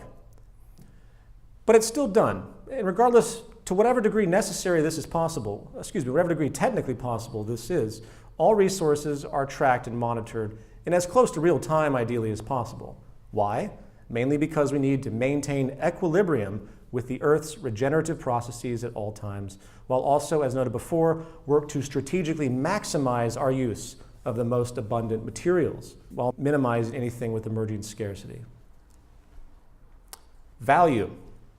As far as value, the two dominant measures which will undergo constant dynamic recalculation through feedback as industry unfolds is scarcity and labor complexity. Scarcity value without a market system could be assigned a numerical value, say 1 to 100. 1 would denote the most severe scarcity with respect to current rate of use, and 100 the least severe. 50 would mark the steady state dividing line. For example, if the use of wood lumber passes below the steady state level of 50, which would mean consumption is currently surpassing the Earth's natural regeneration rate, this would trigger a countermove of some kind. Such as the process of material substitution, hence the replacement for wood in any given future productions, finding alternatives.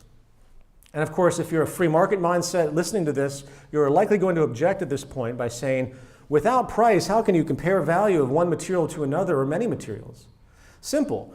You organize genres, or groups of similar use materials and quantify as best you can their related properties and degree of efficiency for a given purpose. And then you apply a general numerical value spectrum to those relationships as well.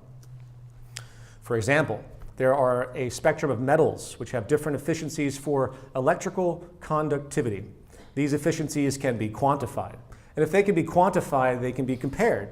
So if copper goes below the 50 median value regarding its scarcity, calculations are triggered by the management program to compare the state of other conducive materials in its database, compare their scarcity level and their efficiency, preparing for substitution, and that kind of information goes right back to the designer. And naturally, this type of reasoning might indeed get extremely complicated, as again, there's numerous resources and numerous efficiencies and purposes, which is exactly why it's calculated by a machine, not people. And it's also why it completely blows the price system out of the water when it comes to true resource awareness and intelligent management. Labor complexity. This simply means estimating the complexity of a given production. Complexity in the context of an automated-oriented industry can be quantified by defining and comparing the number of process stages, if you will. Any given good production can be foreshadowed as to how many of these stages of production it will take. It can then be compared to other good productions, ideally in the same genre, for a quantifiable assessment. The units of measurement are the stages, in other words. For example, a chair that can be molded in 3 minutes from simple polymers in one process will have a lower labor complexity value than a chair which requires automated assembly down a more tedious production chain with mixed materials. In the event a given process value is too complex or inefficient in terms of what is currently possible in production, or too inefficient by comparison to an already existing design of a similar nature as well, the design, along with other parameters, would be flagged and would be reevaluated. And again, all of this comes from feedback from the design interface, and there's no reason to assume that with ongoing advancement in AI, artificial intelligence, wouldn't be able to feedback not only the highlight of the problem, but it would also create suggestions or substitutions for you to understand in the interface. Microcalculation. Okay, let's put some of this reasoning together, and I hope everyone can bear with me. If we were to look at good design in the broadest possible way with respect to industrial unfolding, we would end up with about 4 functions or processes, each relating to the 4 dominant linear stages of design, production, distribution, and recycling. The following propositions should be obvious enough as a rule structure. All product designs must adapt to optimize design efficiency. They must all adapt to optimize production efficiency, and they must adapt to optimize distribution efficiency, and they must adapt to optimize recycling efficiency. Seems redundant, but this is how we have to think about it. Here is a linear block schematic as shown before, and the symbolic logic representation, which embodies the sub-processes or functions I'm now going to very generally break down. Process 1, the design. Optimize design efficiency. A product design must meet or adapt to criteria set by what we have called the current efficiency standards. This efficiency process has 5 evaluative sub-processes, as noted before earlier in the presentation: durability, adaptability, standardization, recycling conduciveness, maximized automation conduciveness. Further breakdown of these variables and logical associations can figuratively be made as well, of course, which I don't think is conducive for this type of presentation because we're going to get lost in ever-reductionist minutia. But for more detail, this stuff will be developed much more and be put into this text as I've just described, which will be available for free. I'm going to try and do my best to give the general efficiency process here. So in the end, when it comes to this design efficiency process set, we end up with this design function at the top. And I'll list just to see it, I'll list all of the function meanings at the end. We move on to process 2, production efficiency. In short, this is the digital filter that moves design to one of 2 production facility types. One for high demand or mass goods, and one for low demand or custom goods. The first uses fixed automation, meaning unvaried production, ideal for high demand. And the second, flexible automation, which can do a variety of things, but usually in shorter runs. This is a distinction that's commonly made in traditional manufacturing terms. This structure assumes only 2 types of facilities, of course. Obviously, there could be more, based on the production factors. But if the design rules in the process are respected, as expressed before, there shouldn't be much variety. And over time, things get simpler and simpler. So to state this, I'm just going to run through it for those that like to hear things spelled out like this. All product designs are filtered by a demand class determination, process D. The demand class determination process filters based on the standard set for low demand or high demand. All low consumer demand product designs are to be manufactured by the flexible automation process. All high consumer demand product designs are manufactured by the fixed automation process. Also, both the manufacturing of low consumer demand and high consumer demand product designs will be regionally allocated as per the proximity strategy of the manufacturing facility. This simply means you keep things as close to you as possible, as close to the average of any given demand as far as what type of facility you're using. And this will change over time as populations change. So you keep updating. Process 3. Once process 2 is finished, the product design is now a product, and it moves towards optimized distribution efficiency. In short, all products are allocated based on the prior demand class determination, as noted before. So low consumer demand products follow a direct distribution process. High consumer demands follow the mass distribution process, which would likely be the libraries in that case. Both, of course, low consumer demand and high consumer demand products will be regionally allocated per the proximity strategy as noted before. And process 4, very simple. The product undergoes its lifespan. Ideally, it's been updated and adapted. Ideally, it's been used to the highest degree and made as advanced as it could within its life cycle. And once it's done, it becomes void and moves on to process 4, which is simply optimized recycling efficiency. All voided products will follow a regenerative protocol, which is a sub-process that clearly I'm not going to go into because it's deeply complicated and is the role of engineers to develop over time. And this is just a simple macro representation, since again, these sub-variables or sub-processes go on to quite a large degree. So keeping all of this in mind, again, a lot of this will be in the text, and hopefully others, I think, can see this stuff that are fluent with this type of thinking and hone in and perfect these equations and relationships. What I've tried to do here is give a broad sense of how this type of thing unfolds. As a concluding statement, more or less, the way this extrapolation of sustainability and efficiency, it's really quite a simple logical thing. It's not to be a rocket science to see how things work in this level. So creating a real program that can factor in what are hundreds, if not thousands, of sub-processes in algorithmic form as they pertain to such an economic complex is indeed a massive project in and of itself, but it's more of a tedious project. You don't need to be a genius to figure this stuff out. And I think this is an excellent think tank program for anyone out there that's interested in projects. I have a number of little projects that I'm trying to get going when I have time. One is something called the Global Redesign Institute, which is a macroeconomic approach to redesign the entire surface of the planet, basically. And then this other programming concept. We create an open source platform where people can begin to engineer this very program that I'm describing. And that's it. I was going to make a conclusion to this talk, but it was already way too long. So I just hope this gives a deeper understanding of the model, how it could work, and thank you for listening. Say to somebody that would say, economies of scale, this is powerful, this is an efficient, this is a driving motor of productivity in this world, to have the same factory producing cars and chairs doesn't work out. You need these economies of scale. What would you say? Even mass production in socialist economies are still of scale. They enormously large factories mass producing things at will. All I'm saying is that economies of scale due to ephemeralization, to the fact that the means of production, machines like 3D printing, are getting more advanced, smaller and smaller, to the effect where you might in the future have a very large printer that can produce maybe all the clothes that you would need in your home, would produce a lot of the general home goods.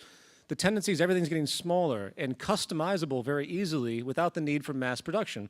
So without the overrun problem of mass production, you could very easily have a society where everything's on demand, everything.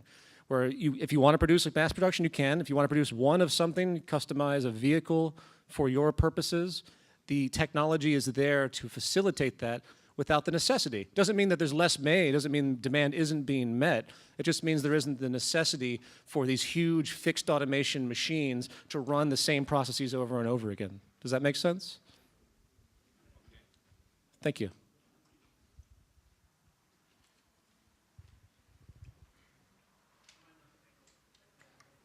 As I have many questions, I'll just state one of them. I'm an engineer, and as an engineer, I know that in order to have a stable system, you need to have a negative feedback, something which counteracts and stabilizes the system. So this negative feedback would reinforce social behavior and then would punish somehow antisocial behavior. What is the negative feedback of the system you propose? Well, if we're talking about material production, the negative feedback is, well, I would say the negative issues that are possible or conducive to any given production are immediately addressed in that equation I called the design efficiency equation, which means that you have a rule set, which the entire point of this rule set is to bypass as many possible foreshadowable problems you will ever have. Now, on a larger level, I'll also point out that the global resource management idea, where you have these things that are monitoring scarcity, for example, it's all in real time. So it's both positive and negative feedback, if you will, generally speaking. So the point is to anticipate. It's, as Buckminster Fuller would say, it's anticipatory design. And I think all of that stuff is equated. And clearly, you're monitoring the possible negative effects of everything, to be more specific. That just goes with the nature of any kind of a sustainable approach. And it would be built right into the program. And again, initially started right in that initial design efficiency algorithm that I spoke of, which makes sure at the very front, at the very beginning, that nothing is done that isn't meeting sustainability standards. So the punishment, if you will, is the fact that if you submit something that isn't sustainable and you don't conform to the system, you can't do it. It's not going to let you do it because it doesn't meet protocols of sustainability or efficiency. I hope that answered your question.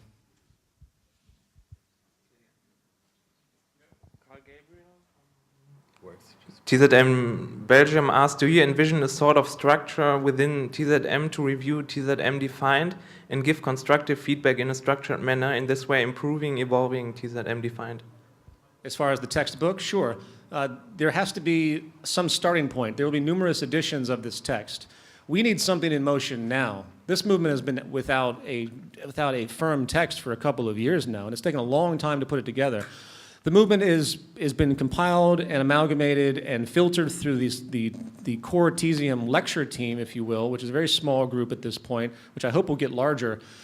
Having an open source communicative platform for this type of material, it's very helpful, but it can also create enormous time length of actual finishing. So let's get this out first. And then all that stuff will be reviewable. A wiki could be set up to post and review, and people can give feedback. I'd love to see that. But something has to be set in motion to set the standard first. So let's get this out first, and then there will be larger order review. And that's the whole point. I mean, everything that's in this text is based on feedback. That's been happening throughout the years. It's not just novel stuff that's been put together without feedback.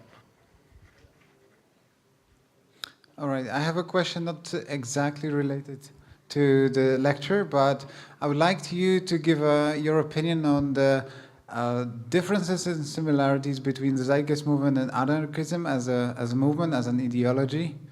You mean, well, there's a number of different schools of anarchism. You mean communist anarchist? You mean capitalist anarchist? You mean anarchist? The anarchist, let's say. I have no idea what the anarchist actually is. I'm saying, I want to know what you're saying, though. Please describe to me what you're talking about, so I know. How many of these core, let's say, ideologies of anarchism, which are connected with basically, I don't know how to explain it right now because it would take too much time. Basically, anarchism is in this core meaning of rule, no rule, and the society without any form of oppression or rule or Sure. Hierarchical structure. I can relate to that. I think in the context of a capitalist anarchist, which I'm familiar with, they look at any act of what they call coercion, so anybody imposing their will on somebody else, as morally unjustifiable, and they present lots of arguments for that.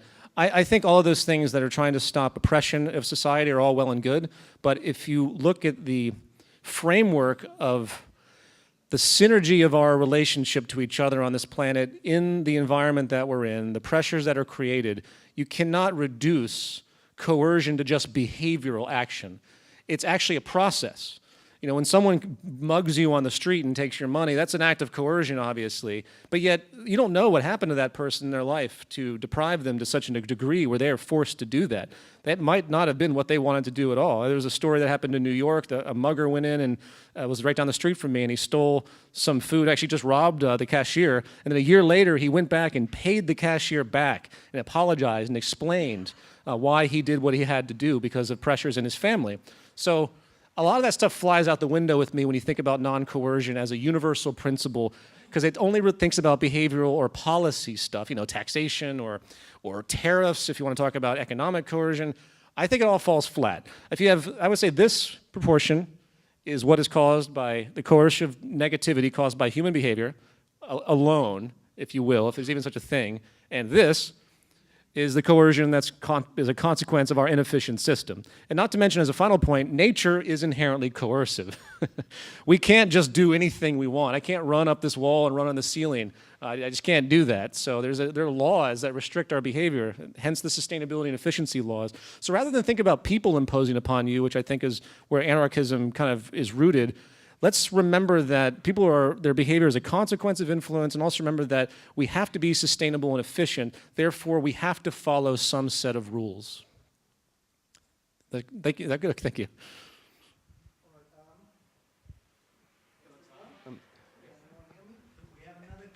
Is this working? Okay. Okay. In a system based on access, it would be possible that someone takes very much more than he needs. So do you think there would be the necessity to define a maximum of that someone takes, or how could that be possible? I think in the case of severe, there's no incentive to do it, first of all, which I point out, because that's a common question. Why would someone go into a facility and take 40 televisions? What are they going to do? They can't resell them. Maybe they have an art piece. And that can be provided for in a certain sense. I think the equation would be, if everyone was to take the same amount, would it work out? And there would be some type of buffer. And it would say, you know, this process and you can take X amount, but if you took more, it would mean that everyone else would have to take, if everyone else took the same amount, then it would be an overrun. So it's a sustainability equation, a sustainability of balance based on population. Does that make sense? A very a very crude equation that says, if not everyone can have the same number of what you're having, then you're an overrun and you're out of sustainable line. Now, I think that would be a limited problem because there's no reason to hoard things. And I think the only example would be, you know, very extreme examples where someone needs something for a very abstract concept. And there could be other processes of engagement when it comes to industry as far as how that could be obtained. If someone wanted to get that many, they wouldn't go to a library to do it. They would order it in advance and go through the sustainability protocols put forward through the mechanism, the process that I talked about. It would be a separate layer of engagement. It wouldn't just be taking a bunch of stuff from one facility. So I don't know why the reward would be for that. I mean, I don't think the incentive would exist for that. And again, you could create alerts, if you will, in the event someone did that. And again, the whole foundation here when it comes to this idea of luxury, this idea of what it means to be in line with sustainability isn't just a natural equation, it's a resource distribution equation for the whole world. If a given resource that's very dire comes into play, we can either fight for it, just like we do today, or we can understand it. And that means that others would have to have less of that resource. That way we maintain social stability. If you have an educational system that's aware of that, say, well, you know, we're running out of this. We don't have substitutions. We have to do something very different in process. Then everyone would understand, if they're educated, to understand that if they didn't do that, social instability would arise. It's a hard point to make because people aren't used to thinking that way because we're so individualistic. But I think about my actions in terms of how it affects everything. And if we have an educational system that thinks the same way, I don't think those problems would arise. And I think there'd be an easy way to circumvent rare issues of that consideration. Does that make sense? I'm glad you brought that up, though, because I thought about that, and I was actually going to include that very point in the presentation based on what I said in a much more organized way than what I'm saying right now, because it is a good point. It's a very good point. Yep. All right. We have a question from the internet. Louis from Finland is asking, how does the system proposed deal with psychopaths and other mentally ill people or people who do not plan to play nice, so to speak, whatever the reason for the behavior? Sure. Mental illness, of course, exists, and there are people that very much do not have control of their actions. And if you study mental illness, it's an issue of public health. It's not a behavioral issue. So in the future, you know, there's often talk, people say, well, there's no police, there's no this and that. There's clearly going to be some type of subculture that deals with problems like this for the sake of stability in a society. Just like if somebody in a very small town goes completely mad, the entire public is going to do what they can to make sure they don't cause much damage or hurt anybody. So do you need a force to take care of that? Maybe. But they would be a health force. They would be a public health type of institution that sees the damage done and they contain the person and they figure out what's happening. And if it's the worst case scenario and they're unredeemable, they're literally, their brain is degraded to that degree where they're a danger to themselves and others, then you have to have containment. You don't punish them. You don't do the prison system thing where you're literally just mean to people. You just take them aside and you do what you can. You learn about it too. You learn about the causality because almost all mental illness, there are genetic predispositions, but even schizophrenia has a 50%. Pretty much if you have a schizophrenic gene, there's a 50% chance you're going to get it. What causes it to go over the edge? Stress. So if you have a highly stressful society, and that's the cause of most mental illness today anyway, overburden of stress and mental angst and pressures that emerge unnecessarily, usually due to scarcity and familial relations in the midst of scarcity and all the things that the market system creates. So that's your focus of prevention, and then again, if you have to contain somebody, well, that's just like containing somebody that has a really bad flu, you know, that could kill other people if they can't get it under control. Hey. Hey, Peter. Nice post-scarcity exercise, by the way. Thanks. It was really good. I appreciate that. I wanted to talk more about that in my question. Okay.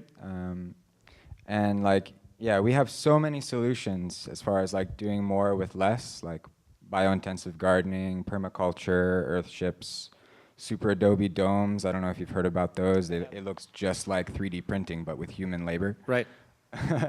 And so like, yeah, when we have this technical equilibrium for human consumption, then we have this global standard, if you will, for all people that we can't pass. if we do pass this standard, then we're forcing this equilibrium out of balance and potentially disrupting or exploiting the planet's resources in a way, right? Is understanding this standard of living the goal of the natural law resource-based economy? If so, how can we begin to calculate this with all the negative feedback and stuff, and to make it clear to those who are living above this technical standard in our current system that they are empirically harming the planet? I would also be interested if these highly technological solutions would fall, like vertical farming, would fall above or below this standard. It's also interesting to me in the resource-based economy. That's my question. Those are great questions. I think you had more or less two questions there. I think the very fact that statistically we are in life support decline, the sad thing is the very fact that we have this should be the big red flag. The problem is that no one really understands why, as I try to describe with respect to a consumption-based economy. So if you have that education, if you're rational, if you're actually thinking about stuff that's happening, I don't mean to sound condescending if you're rational, but we're not really rational because we relegate our decision-making processes to our self-interest, and we think that that's what everybody else is doing. So why would we be global conscious? Why would we be socially conscious? It doesn't get reinforced at all. Anyone that's functioning in consumption overshoot, like the multi-billionaires, they eventually through time should realize the sickness of what they're doing. It's not only harm to the planet, it's harm to social harm. It's a sort of social violence, as that example I expressed. How far do you go with what you think you deserve? 20 mansions, 30 mansions? And of course, the ridiculous example of having Africa as your backyard. Clearly that's crazy, and they don't think of that way gradually because it's so reinforced by materialism. So to answer that question, it's an issue of education. And of course, showing what's happening, which is the education. So anyone I speak with of immense wealth, and they have billions of dollars or the like, the first question is, don't they feel any moral obligation given the suffering that's happening in the world? When they hoard all that money, don't they feel anything? Where they're hoarding labor, they're hoarding energy, they're hoarding food. So I think the empathic problem, it's an empathic problem. This culture has had empathy pretty much stripped out of them. We don't identify. We think that we're in our position because of our sweat and our labor, even though, frankly, the vast majority of people that are rich are just lucky, is the truth of the matter. So, and people that are really, really poor are just really unlucky because they're usually born into conditions that reinforce that. So the system of maintaining this equilibrium starts with education, and then it moves into a calculated program like I described before. So I hope I'm answering your question. If you want to live in a sustainable society, this is the reasoning. If you don't, well, then we continue doing what we're doing. There's a value system disorder out there that's going to be very hard to overcome, but I think as the system continues to degrade and as social uprisings come forward and as the movement moves forward to speak about this, I think the value shift will slowly take hold, because it's going to have to. The sustainability of our species basically depends on it in many ways. Thanks. So, I got to hear that by 2050 we're gonna have like around 9 billion people living in the world, and knowing that there is already a lot of people who doesn't have a job actually, that doesn't collaborate for their society whatsoever, and in this efficient kind of system will be like less and less people needed in order to make the whole machinery work. There's going to be a lot of people without doing anything, but you still need a lot of people who run the machinery by maintenance and of course, on all of stuff. So who decides, or what decides, or how can you involve people to make them, or who's going to work, who's not going to work? Yeah, great question. I had a whole other section to this talk that I eliminated because it was so long, and it was called the domestic economy. The domestic economy is a term used to describe, what people do at home, what people do in their communities. The fact that people volunteer. In America, even in America, it's amazing. Half of the population volunteers quite often and in quite a large degree. I can't remember how many hours it was, but I believe it was something, I think it was a number of like 20 billion hours a year was volunteered by people that have normal jobs that just do other things. There's tons of pro bono work happening in the legal system, happening in the medical system. There's an enormous percentage of the population globally, you'll find, that does a lot of stuff for free. Why? Because they enjoy it. They like helping people. And I think when you have a society like this where the maintenance of these machines and factories and the system itself is reduced down to, say, 5% necessary, people will not only be available to do it, they'll want to do it. And they'll want to contribute even more. I think even if you had a maintenance of 5%, you'd still have 40% wanting to contribute because they would enjoy it. They would enjoy the idea of creation and improving efficiency. They would also do other engineering feats and tasks that would apply to this system through research. And that's really where this system heads. Everyone turns into a thinker. No one's laboring anymore. Everyone's thinking and applying and developing. And I think that's a natural human drive. You know, there's a book called Drive, no pun intended, by a guy named Dan Pink. And he did a whole series of studies that found that people in arduous labor roles, they needed money because it was arduous and no fun. But thinking and creativity and development, it was a passion. And money actually interfered. When money was involved in the element of creation and development, it actually interfered. It lowered their efficiency and productivity. So that's a big statement towards how you can create a society that reduces all the things that we just don't like or is unhealthy and unsafe, unnecessary, I should say. I mean, 80%, I would say 80% loosely, of all the occupations in existence are not actually doing anything. They just keep money circulating. They don't have to be there. So with all that put together, I think you'd have plenty of people that would move forward. And my joke answer when someone asks me that, usually that question comes with a more cynical tone. And they say, well, who's gonna run the machines? I go, I do.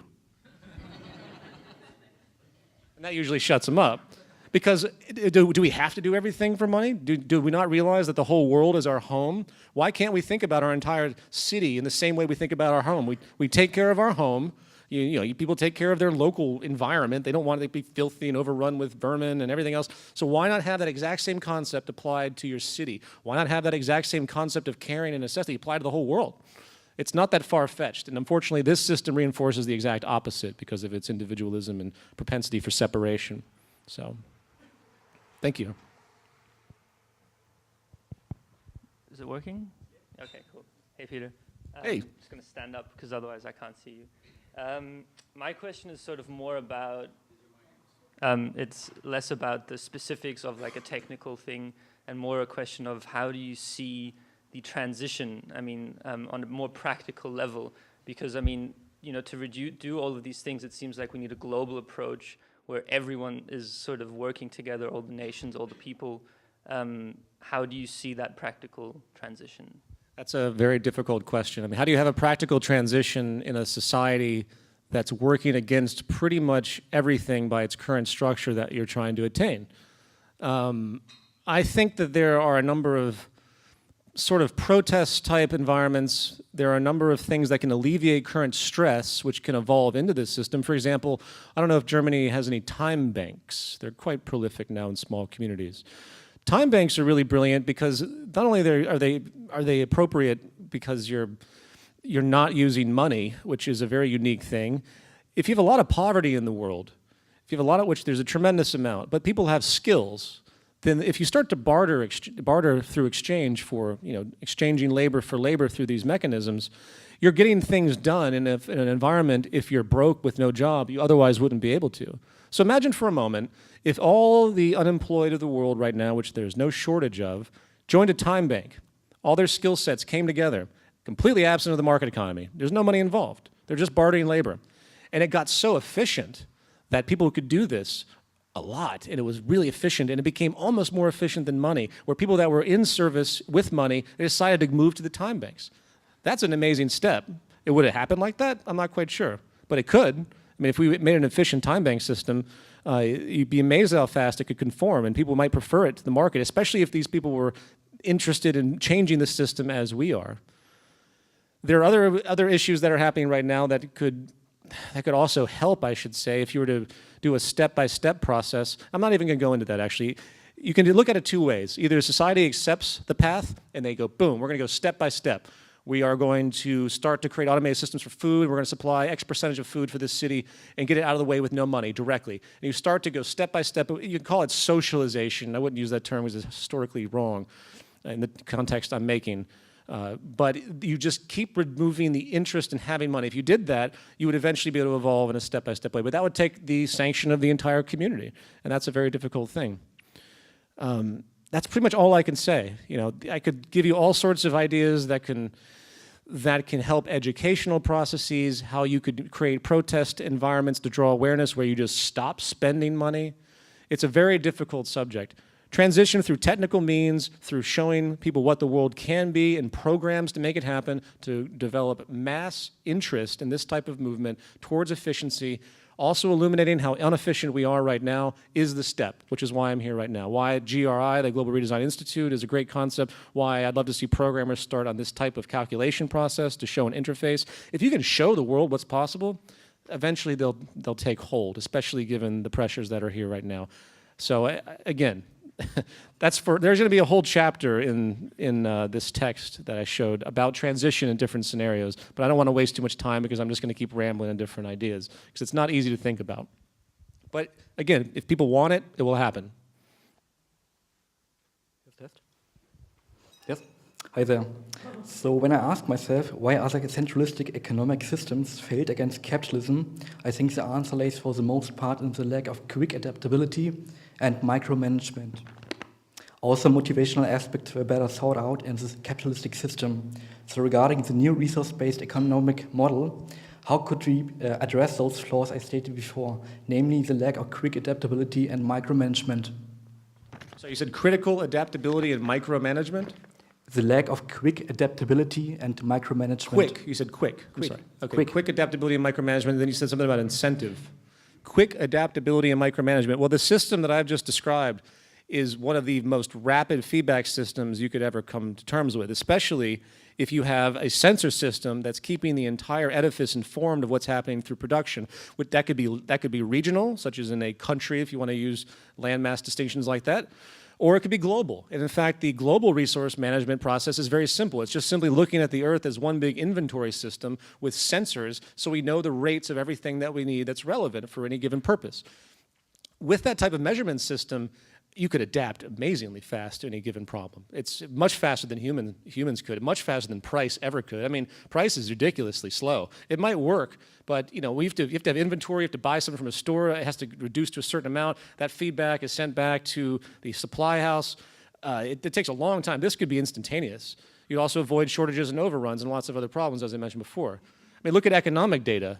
When you get economic data that the government or financial institutions post, it's like half a year old. It's really old data. None of this stuff is actually in real time or even close to it. So this would move much more rapidly if it's properly programmed. As far as incentive, which I believe you mentioned, that is, I think it's a fallacy. I think the incentive fallacy, the idea of progress through money and the pressure and the coercion, the natural coercion of society to get people to just do stuff, I think that's more wasteful than it is viable. What is progress? Is progress just inventing one more gadget after another? I mean, that's pretty much what we're doing at this stage. I mean, there might be certain help. It might ease our lives a little bit. I would argue in a lot of ways it's made our lives more complicated, more stressful. I was the last to move into social networking or Twitter or I was the last, I'm not a Luddite, I was the last to even get a cell phone because I was like, wow, this thing's gonna just, if it's mass appeal and this direct communication, it's gonna distract the hell out of me. You know what I mean? And as it probably does. I mean, attention deficit's off the chart these days. I wonder why. You know, we're completely overburdened with information now, which I don't know if that's good or bad. It's a hard thing to say. But what is progress? Progress means you're creating things that ease your life, ease your lives, and find stability and maintains a low stress and obviously creates happiness, not some impulsive need to keep moving and doing things. Now, that aside, I think once these kind of efficiency notions come forward, I think there's a great drive in almost every human being to want to create and to have an effect. Now, I say have an effect. I mean, if you want to create something for selfish sale, that gives you sustenance, that's great. But if you talk to any elderly person and you ask them what they really appreciate in their lives, they'll always tell you, at least 9 out of 10 times, it was what they did for other people. we have an intrinsically social nature, and I think that this needs to be amplified rather than suppressed. And I think incentive, if we can realize that what we're doing is helping others, not just myself, I think that that incentive alone really will drive people. As it already does today, because we have millions and millions of people that volunteer all the time, pro bono work. Why? Because they want to help. There's a deep urge to help. It's a part of our social nature. You already mentioned a word, education. I think that's a very important word, which I don't see addressed a lot and within the concept of the Zeitgeist movement. Do you have any clearer ideas on this? Because obviously, if we go through 13 years plus schooling, you know, that degrades our brains to functioning rather than creative thinking and even understanding concepts like this, I think it will be a big problem to even get ahead pragmatically. That's. I agree. Obviously, the whole movement's based on education, but you're referring to institutional education. Yeah, I and no one in the movement has control over how education is sanctioned in our heavily regulated educational institutions. One of our main lecture members, James Phillips, he works with children right now in educational circles. I think he's had affiliations with some institutions to talk about ideas like this. So there's people that are trying to do their best with that, but I agree with you. Education in the future won't have anything to do with this post-World War II factory assembly ethic that we have that runs throughout. How we influence that comes down to how much information we spread. I get lots of emails from teachers and college universities. They show my films. Engineering students, philosophy is a big one. They love showing the films. So I mean, it's up to the teacher, I guess, in a lot of ways if they can control their curriculum.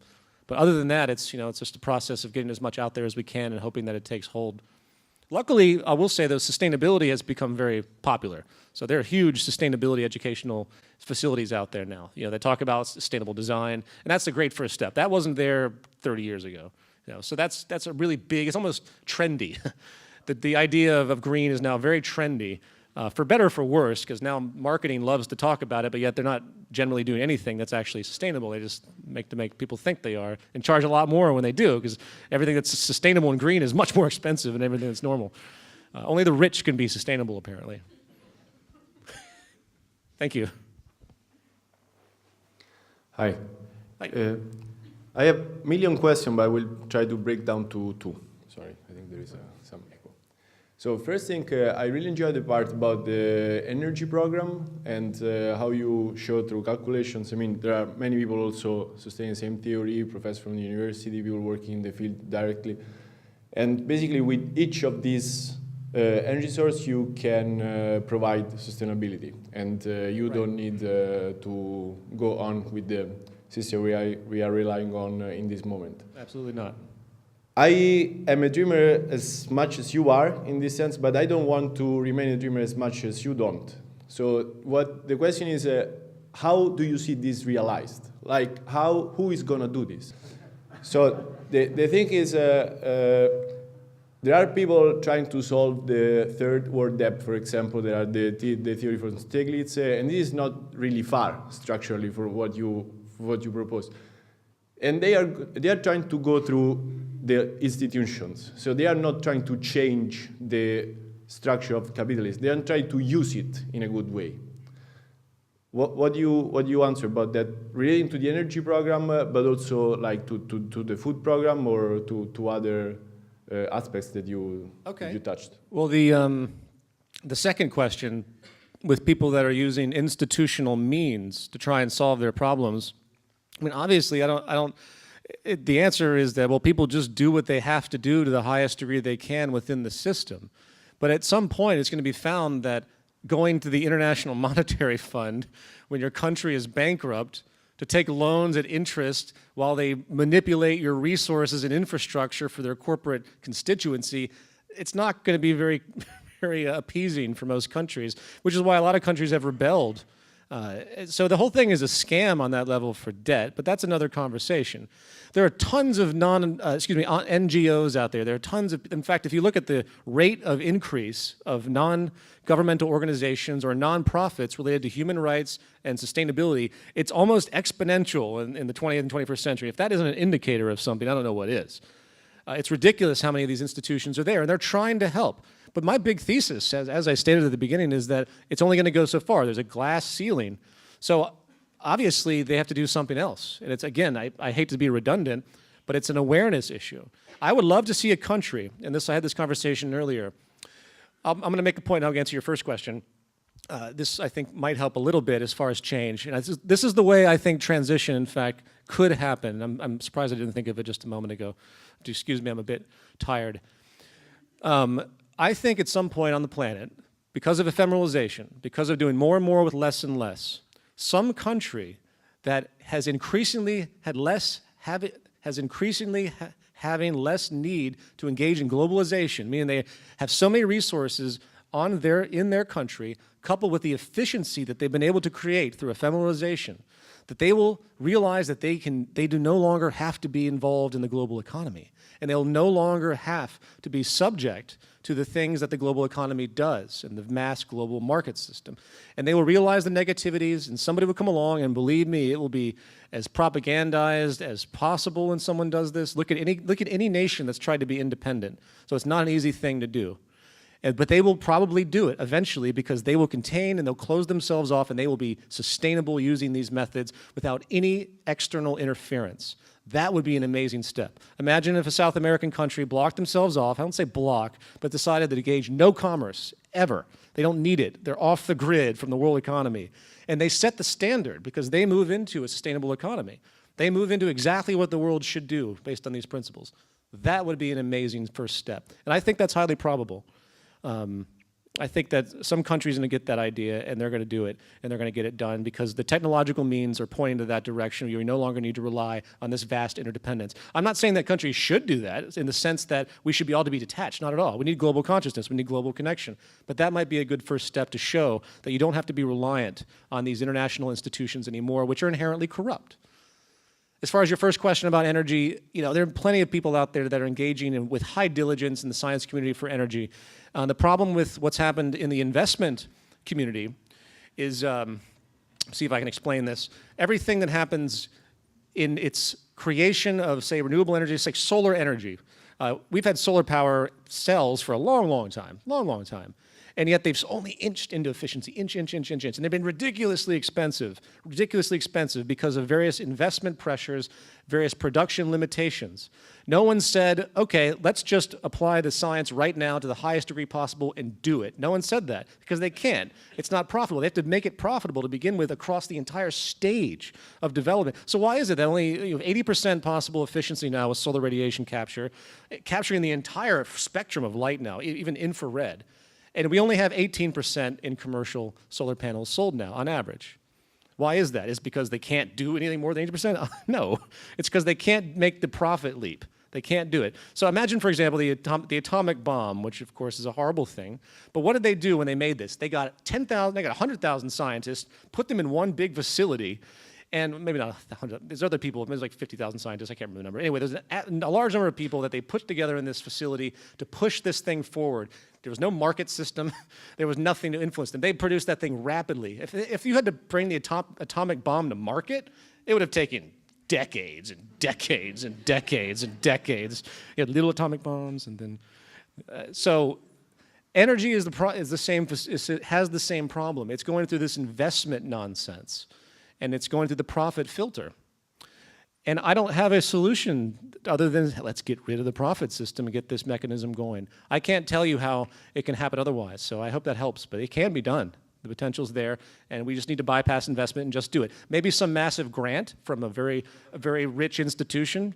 Maybe some college could, I would love to see a university think tank. This is something you don't see much today. Every single university with all their resources, because kids have the one luxury in this economy, they don't have to work. They're there to learn, right? They're paying a bunch of money to learn, but they're there to learn, at least in most cases. Maybe not in Europe, you don't pay as much as we do in the States, which is ridiculous. And you get them all to work on the same project. entire international university collaboration towards the advancement of geothermal technology to its highest efficiency. If you did that, that would be unbelievable. I don't know of many many grants or projects that are like that right now, but I think that would also be an amazing step. Because once you show the public, once again, what's possible and what's not happening, they're going to say, why can't we have this? Why can't we have this? And the market's going to scratch its head and have to figure out how to do a runaround and maybe bring it to fruition faster than usual. So I hope that explains, hope that helps. Thank you. Hi. Hey. Yeah. First of all, thanks for your work and your inspiration. And my question: you talked a lot of calculation and technology, but I'm rather interested in psychology. So yeah, regarding different worldviews, different value systems, if you want to, it's hard to convince people just by argument. Sometimes. I think you're familiar with this problem. Sure. And so, how is this? Are there different worldviews? How can we include them into this new economic model? So you mean people that are more influenced by emotional or psychological appeals? How do we assist them to understand this? If I understand your question, is that right? Now, regarding that, we had a question about what was it? Considering there are people who believe in God or something. Okay. Yes, and so I would consider that those people, not to make it simple, to put it in a simple way, those people have a different kind of understanding than maybe people are sitting in this room. So it's tough. Well, I would look at that the same way I look at people that are very dedicated to market enthusiasm, that believe in the market, that think market is a system of natural liberty and all the classical economic stuff that we continue to read about. So religious thought. So what you're referring to are thought processes that are antagonistic towards the model. They have some type of moral assumption, and they think that this model interferes and is amoral in some way. I think that's what you're saying. Yes, for instance. Yeah, that's hard because you have to take it on a per case basis. If you speak with people that are deeply religiously minded, that have a very direct assumption that causality comes from a higher order, that's a hard thing to deal with when you talk about sustainability and efficiency protocols and the laws of nature. You know, it's very clearly. But you can try it in other fields. Most religions have moral orders, or actually most market systems have moral orders too. So just like thou shalt not kill. Okay, then if you want a system where people don't kill each other, let's make resources a little bit more available to everybody so they don't have the pressure to do so. If you argue like that with someone with their moral principles, you might be able to get them on your side. Or if I talk to a market economist that really believes in laissez-faire economics, and they think everything should be free and get rid of the state, you agree with them and say, well, yeah, you know, it'd be great to see the power of that state gone, but how do we do it? And you take them through the train of thought that the fact that the state is in absolute aura bora, is absolute in continuum with the market as a regulatory entity. It has to exist. If they don't understand that, that's another problem, because I run into a lot of people that don't understand any of that. They just block it out, which is another problem, and that's called mind lock. And all I can say to those that encounter mind lock is move on. There's a lot of low-hanging fruit out there. Don't torture yourselves by addressing the most stubborn minds. So it's an issue of relating to values. If you can find common ground with the people you're speaking with, then you go that route. So hope that helps. Thank you. I'd like you to elaborate more on the stability issue, because I don't think you addressed all of the aspects which I meant.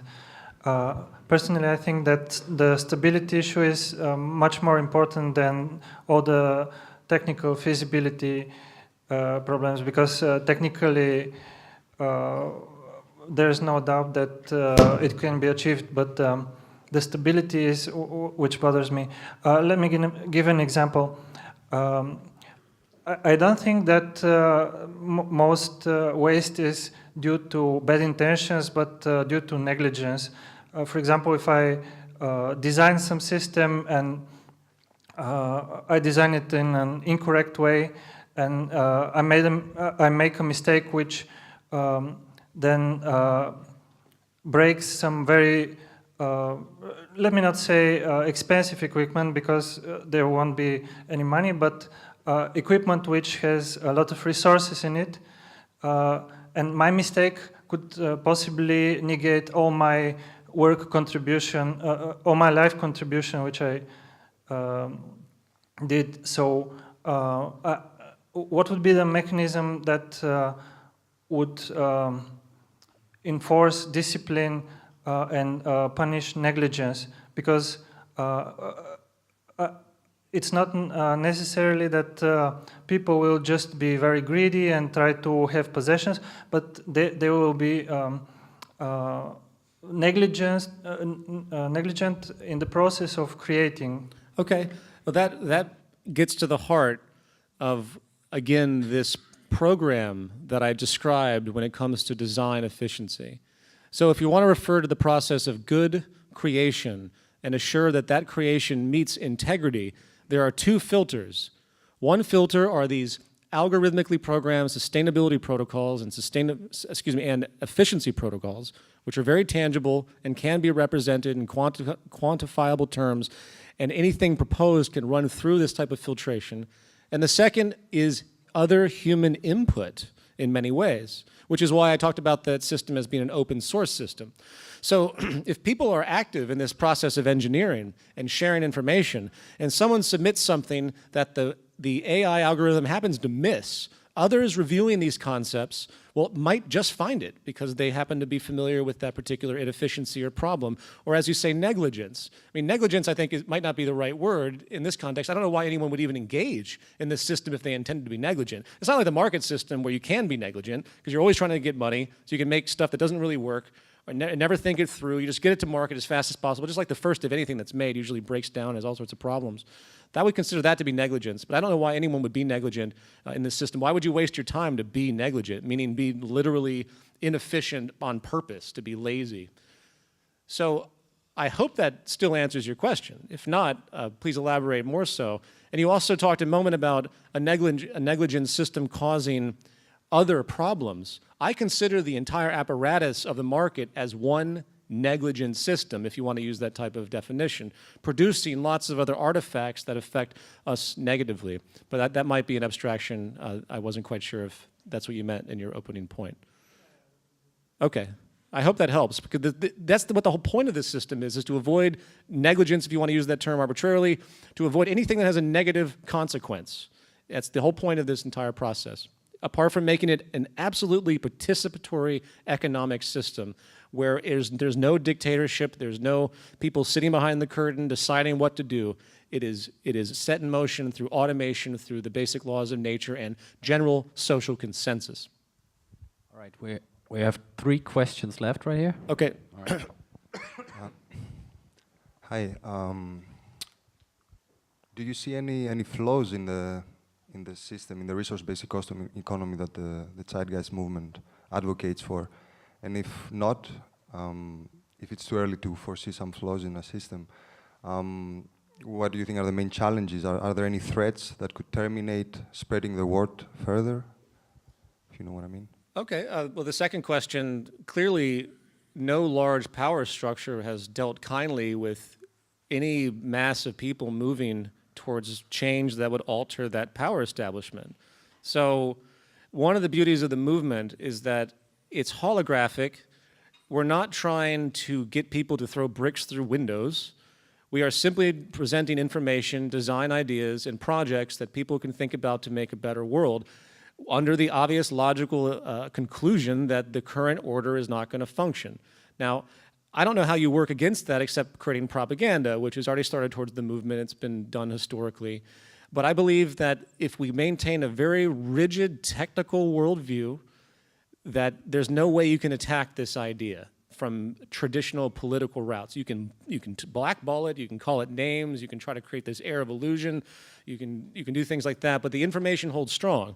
As this type of thinking moves forward, I think that it's going to attract the attention of many prominent people that see it not only for the broad view, but as just completely logical and obvious and rational and humane and sustainable. I spoke with somebody that was a CEO of an engineering company, and he affiliated with Siemens, and he told me that his idea was to create a solar, he was an engineer who was creating solar panels, was to make solar panels, put them in a rental system to force his organization, this is in short, to be required to maintain the highest standards of production to assure that they constantly work. What that means is that you're taking the liability of a good breaking down and bringing it back to the manufacturer. This is a very good, actually a very great sustainable transition step. So if something goes wrong with anything that we buy, we're not just out in the woods, and especially if our warranty is gone. Everything goes back because it's their responsibility. If you had a corporate mindset that had everything be their responsibility, and they're going to be responsible for everything that happens to that good, you'd have a very different world. And that's kind of sort of the underpinning of how this type of new arrangement works out as an access society. Why would someone abuse goods in this society when they know that everyone else has to deal with the same thing? The beauty of this society, and I'm going to answer your other point in a second, is that it takes self-interest and it combines it with social interest in one unit. And it also combines with ecological interest, which I would say is almost tandem to social interest. So you're creating one mechanism. How many people would go in their home, go down into their building, in their apartment, and just start ripping out all the fuses? Just for fun. Why? Because they'd have their power out, right? Why would someone hack into a system like this and try to mess it up when they're just gonna hurt themselves because everything that they get comes from this system? Why would you try to mess something? The whole idea of vandalism and this I call it a blowback, because that's what it is. It's all this angst we have in society where people throw bricks through windows, where they do lots of things. It's because they don't have a sense that it comes back to them, except for punishment, which doesn't even really work. So you hurt the society, you hurt yourself. Self-interest becomes social interest. And that's the powerful mechanism. Now, as far as your first question, what kind of things what kind of things do I see as a weakness in this system?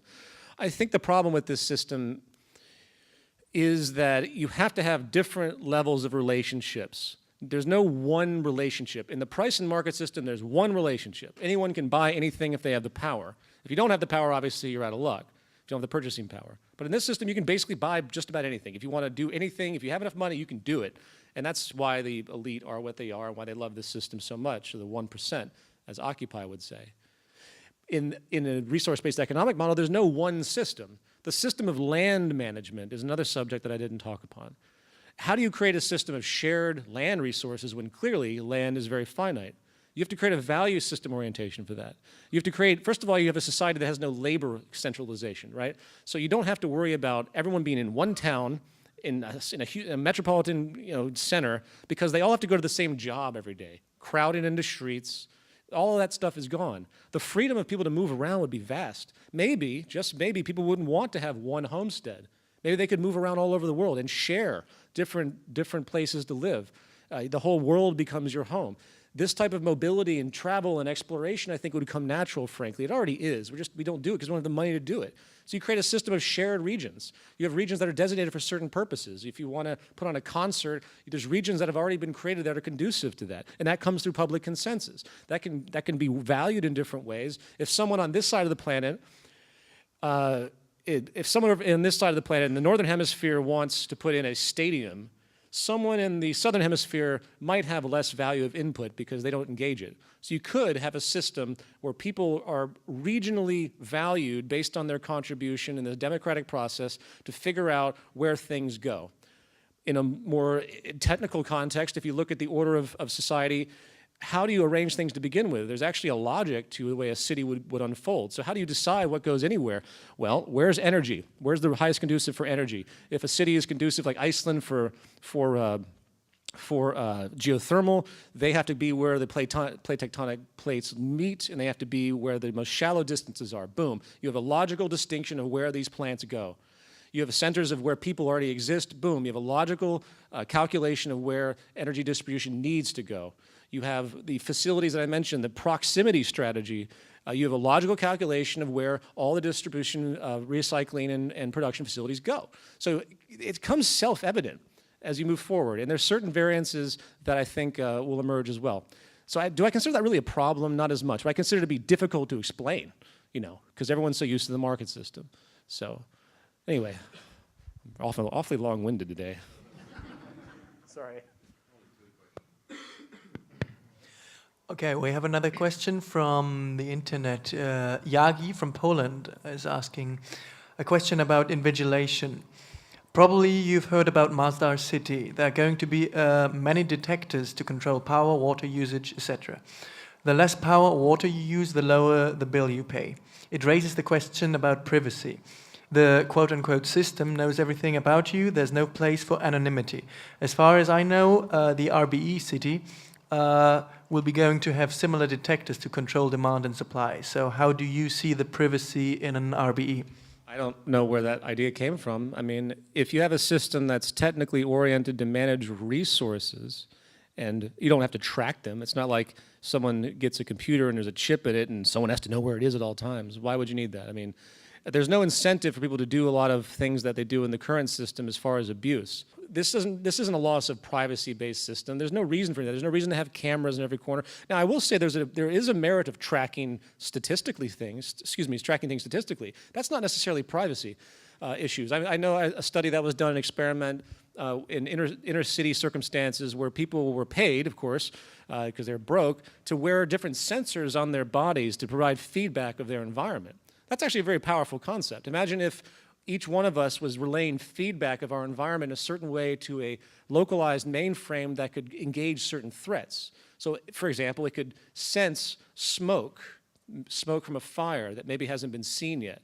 There's a lot of things to be said about the benefits of having an engaged, interactive society, but tracking as far as privacy violation, I think it's been highly exaggerated in the world today. In the world today, privacy is very needed because everyone's corrupt.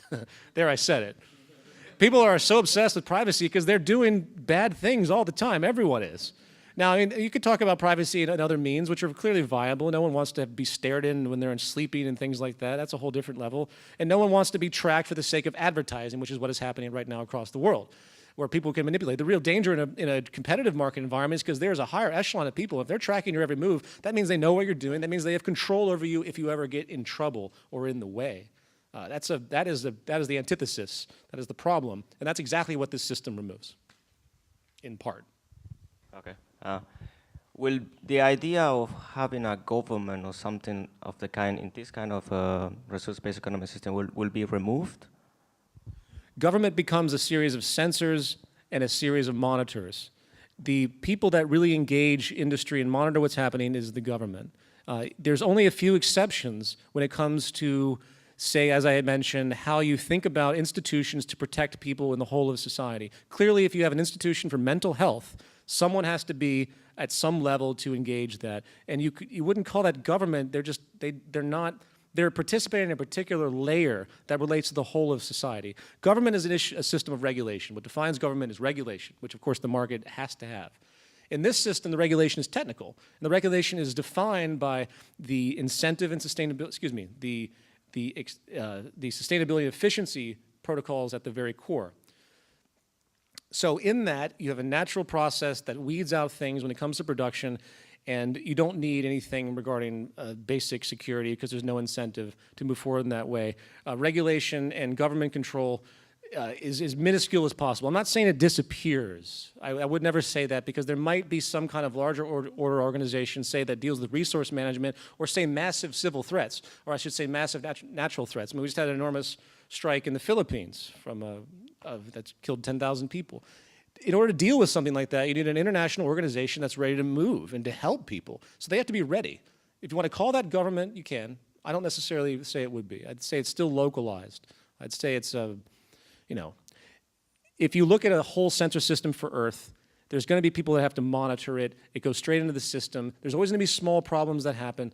They're not managing people, though. They're managing the process. So I can't drill it in enough. It's a process management system. What's in charge is the system itself, not people. That's it? That's it. Whew, goodness, I'm out of wind.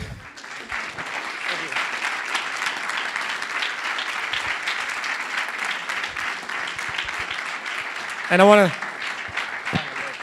really want to thank the Berlin team. And of course, thank you all for coming from where you have. I really, really appreciate it, seriously. And I also want to thank the Berlin team and Frankie for all the great work, because I know it's a pain to put this stuff on. So thank you all so much.